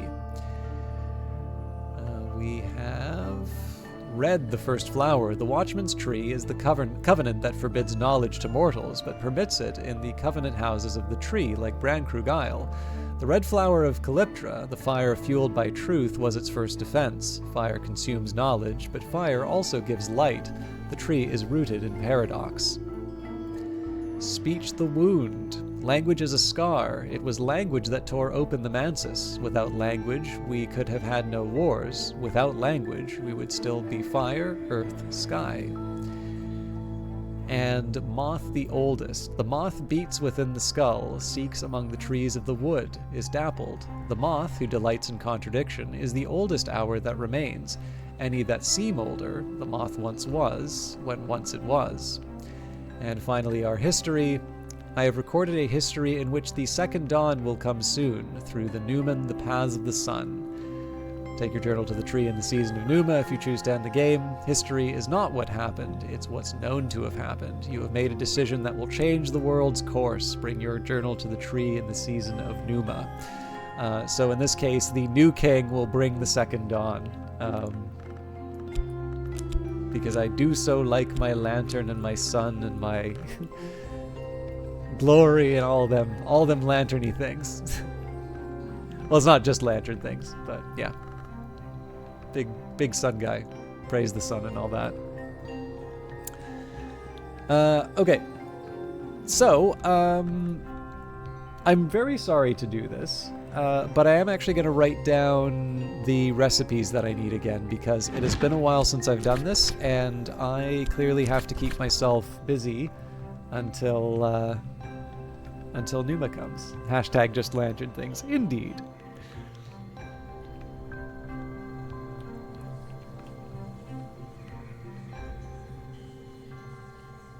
Okay, so Tridesma Hyra.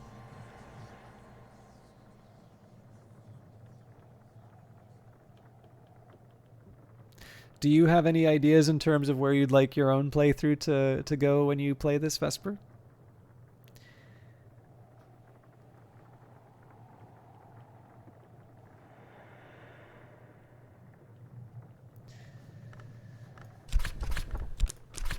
Okay, resurgences and emergences, but I think this is related to the dolls. Actually, that's also probably true for the Tridesma Hyra.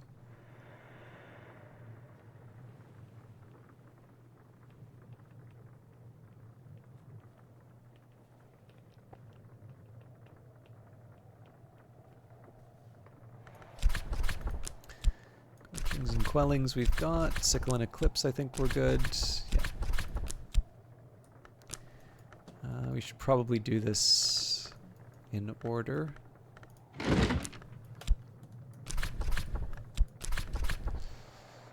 Edict's Liminal.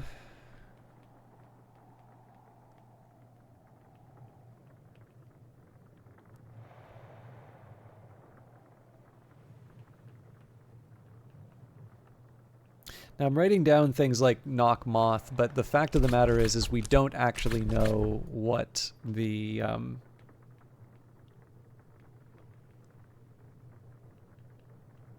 actually don't know what will be required. It could be that some of these are things that are completely unrelated to Moth or Sky or things like that. Probably Grail or Heart, but knowing your luck, you'll do a DLC ending first.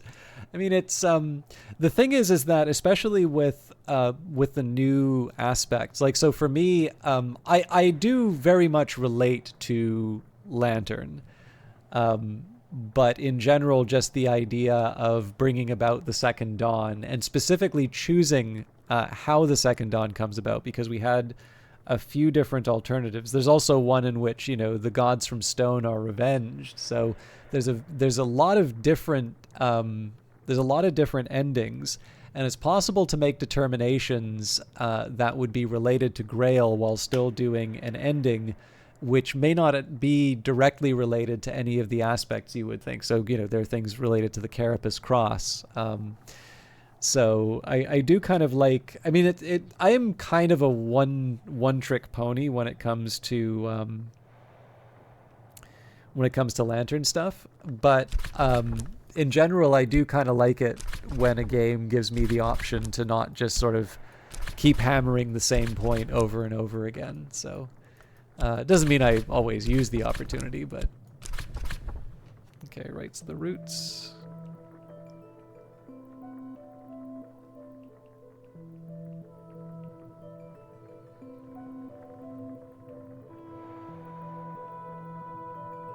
What I'm really looking for here is I'm kind of plotting out what memories I might want to pick up. Although if you're big on Heart or Grail, I feel like you would very much like the Dancer DLC.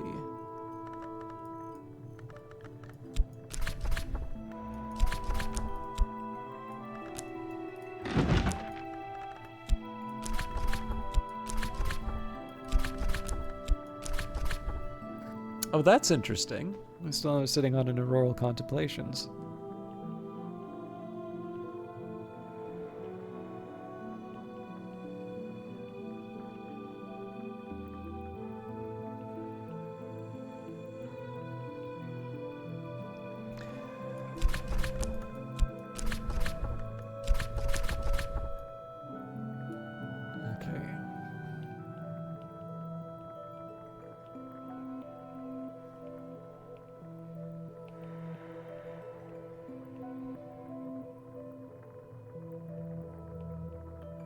Now this is a tricky one, because if it's 15, you would imagine that it would be...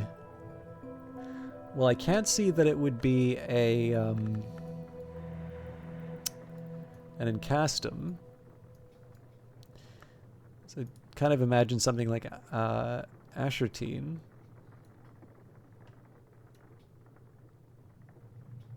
But that's listed as an Ink of Revelation, so... I'm just trying to think what the equivalent for an Ink of Containment would be. Oops.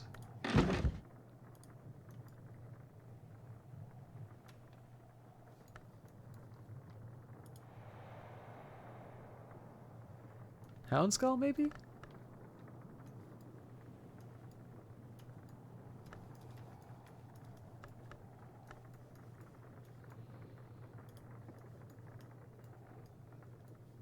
I would not be surprised if it was Houndskull, actually. Let's take a quick peek and see if I can make that happen.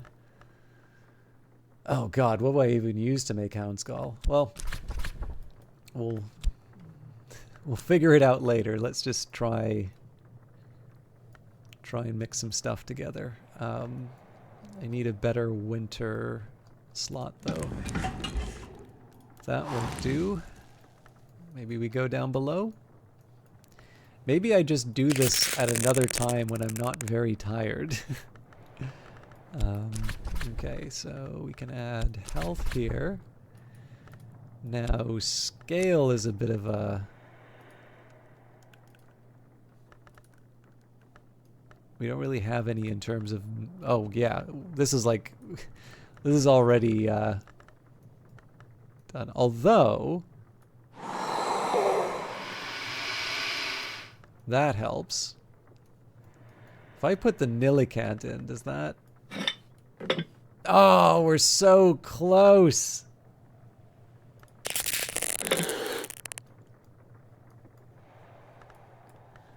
That is definitely a call for me to... That is definitely a call for me to read Wrapped in the King. Or De Reshrid Quercum.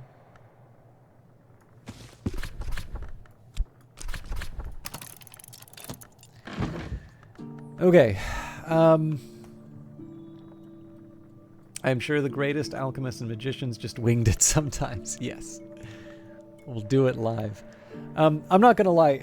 I am really feeling tired, and this is not quite working for me in terms of cataloging all of the different items. I think that might be better for me to do on my own time.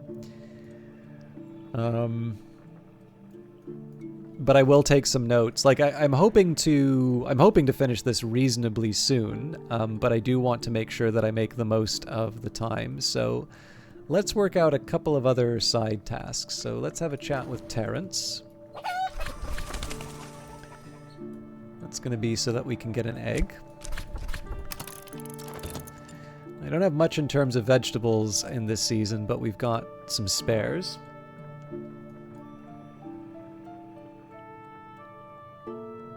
And I think at that point, again, it's a little bit of an anticlimax, but I think I'm going to call it here just because I'm almost at the 4-hour mark, and I did get a late start tonight, so I would like to try hold Terrence gently like a hamburger.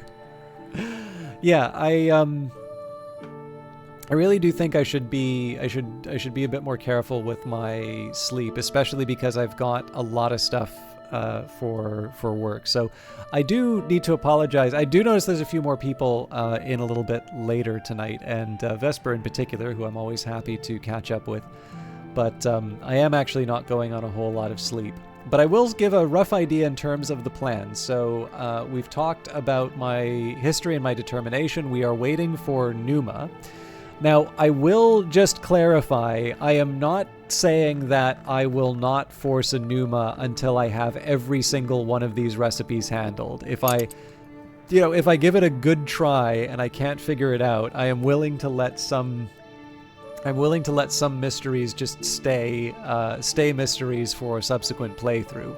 But we have the opportunity to play around and try a few other things.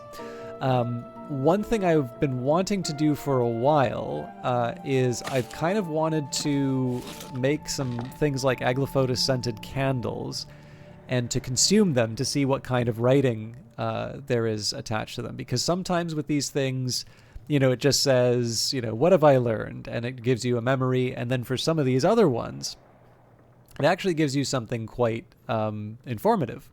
So a good example of this is we learned something very interesting when we read Solomon's Preparation. In fact, we got a spare stream out of it on the 9th of January. I probably would have done something on the 9th of January anyway, but it did remind me to go take a look at my Fasti to learn a little bit more. So the main plan here is, first of all, to go through the skills that I have and just do sort of one big push to try and find some of the more mysterious recipes inside of them. If I get some kind of an impression from reading some of the other books that there might be something else I can do in the house, I am willing to follow through on that. But the thing is that like just brute forcing combinations doesn't seem like a very effective way of handling it. There's any number of altars or sarcophagi rather, the sculptor's bench, the condignator. There's all sorts of things that I might I just might be able to do something with. And without some kind of direction from the books or from some of the other things that I'm reading, there just really isn't. They're just like, with these many skills, like, am I really going to try every possible combination? We already know that some combinations involve things that are like off aspect. So in this case here, I'm really looking for a nudge from new books, which is one of the reasons why I'm happy to wait a few seasons, because we know at minimum we're going to get one new book per season. Although in this case, we wound up getting two because we did a trade with Aaron Peel.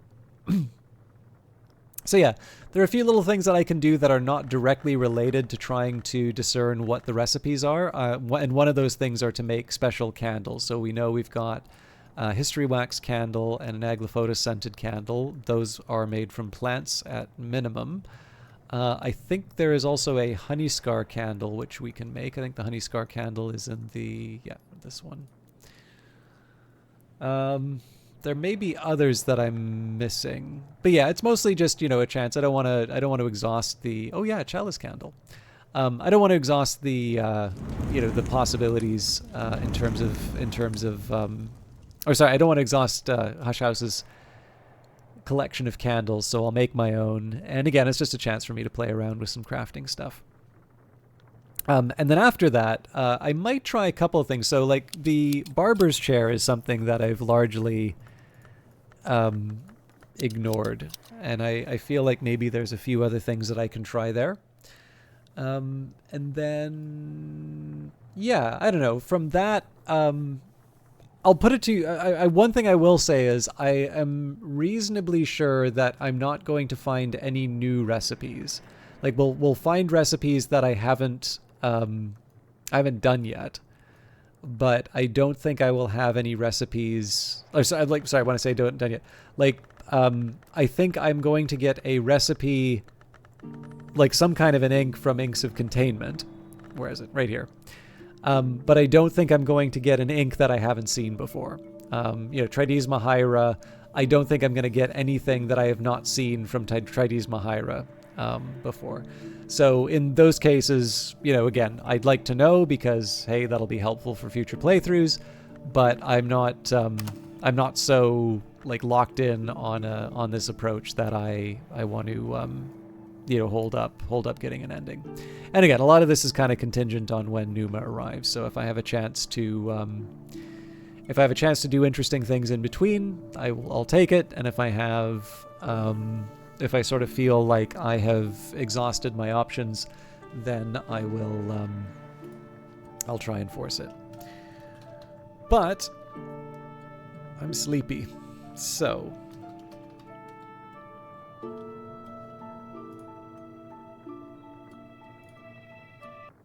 thank you, everybody, for watching. I will be back Wednesday, and I think, especially where we are right now with Book of Hours, it's fair to say I think we should just see this thing through to the end. I do have a couple of ideas in terms of who I should host. I have a couple of ideas in terms of some of the other games that I should do over time. Mostly returning to some things that I think maybe even people have forgotten I started playing. But yeah, I have a few ideas in terms of the back of my mind in terms of what I can clean up in reasonably good time. And then after that, there is going to be the DLC for Book of Hours. I don't think there's an official release date for that yet. We do know there's an update coming for Phantom Brigade reasonably soon. And then, there are also just other games that I've been wanting to do on stream, but I've been sort of occupied with a few other things. So certainly there's no shortage of things that I'd like to do and try, but I'll maybe take it one game at a time. I'm very much looking forward to ending my first run of Book of Hours, but it won't be the last that we spend with the game. Whether it's on YouTube or whether we do it through other things, I have lots of plans for this game. Now, Palworld is the new hotness, and Tiberiosity is playing it, and I don't always get a chance to raid Tiberiosity. So, especially because I didn't commit any Elements of the Soul, so that was a fun way to start. But yeah, thank you, Vesper. I did shout you out before. Sorry, I wasn't sure if I did it. But yeah, I'm going to raid Tiberiosity. Now, the last couple of times I've watched Tiberiosity, it was Cyberpunk that he was playing, so it has been definitely a long time since we've hung out. Sadly, there were no other Book of Hours streamers, but he's definitely somebody who has stopped by the channel, been very supportive before, and this is one of those rare chances where I get to host him, so I hope you all enjoy your time with him. I will be back Wednesday again, more Book of Hours. We'll try and knock down some of those recipes. And then depending on what happens on Wednesday's stream, we'll either be doing Book of Hours on Friday, or we will be starting a quote-unquote new game in the sense that we will be returning to some of the things that I did before. But as always, I'll announce that stuff on Twitter or whatever seems appropriate. So have a good night, and we will talk to you soon. Take care.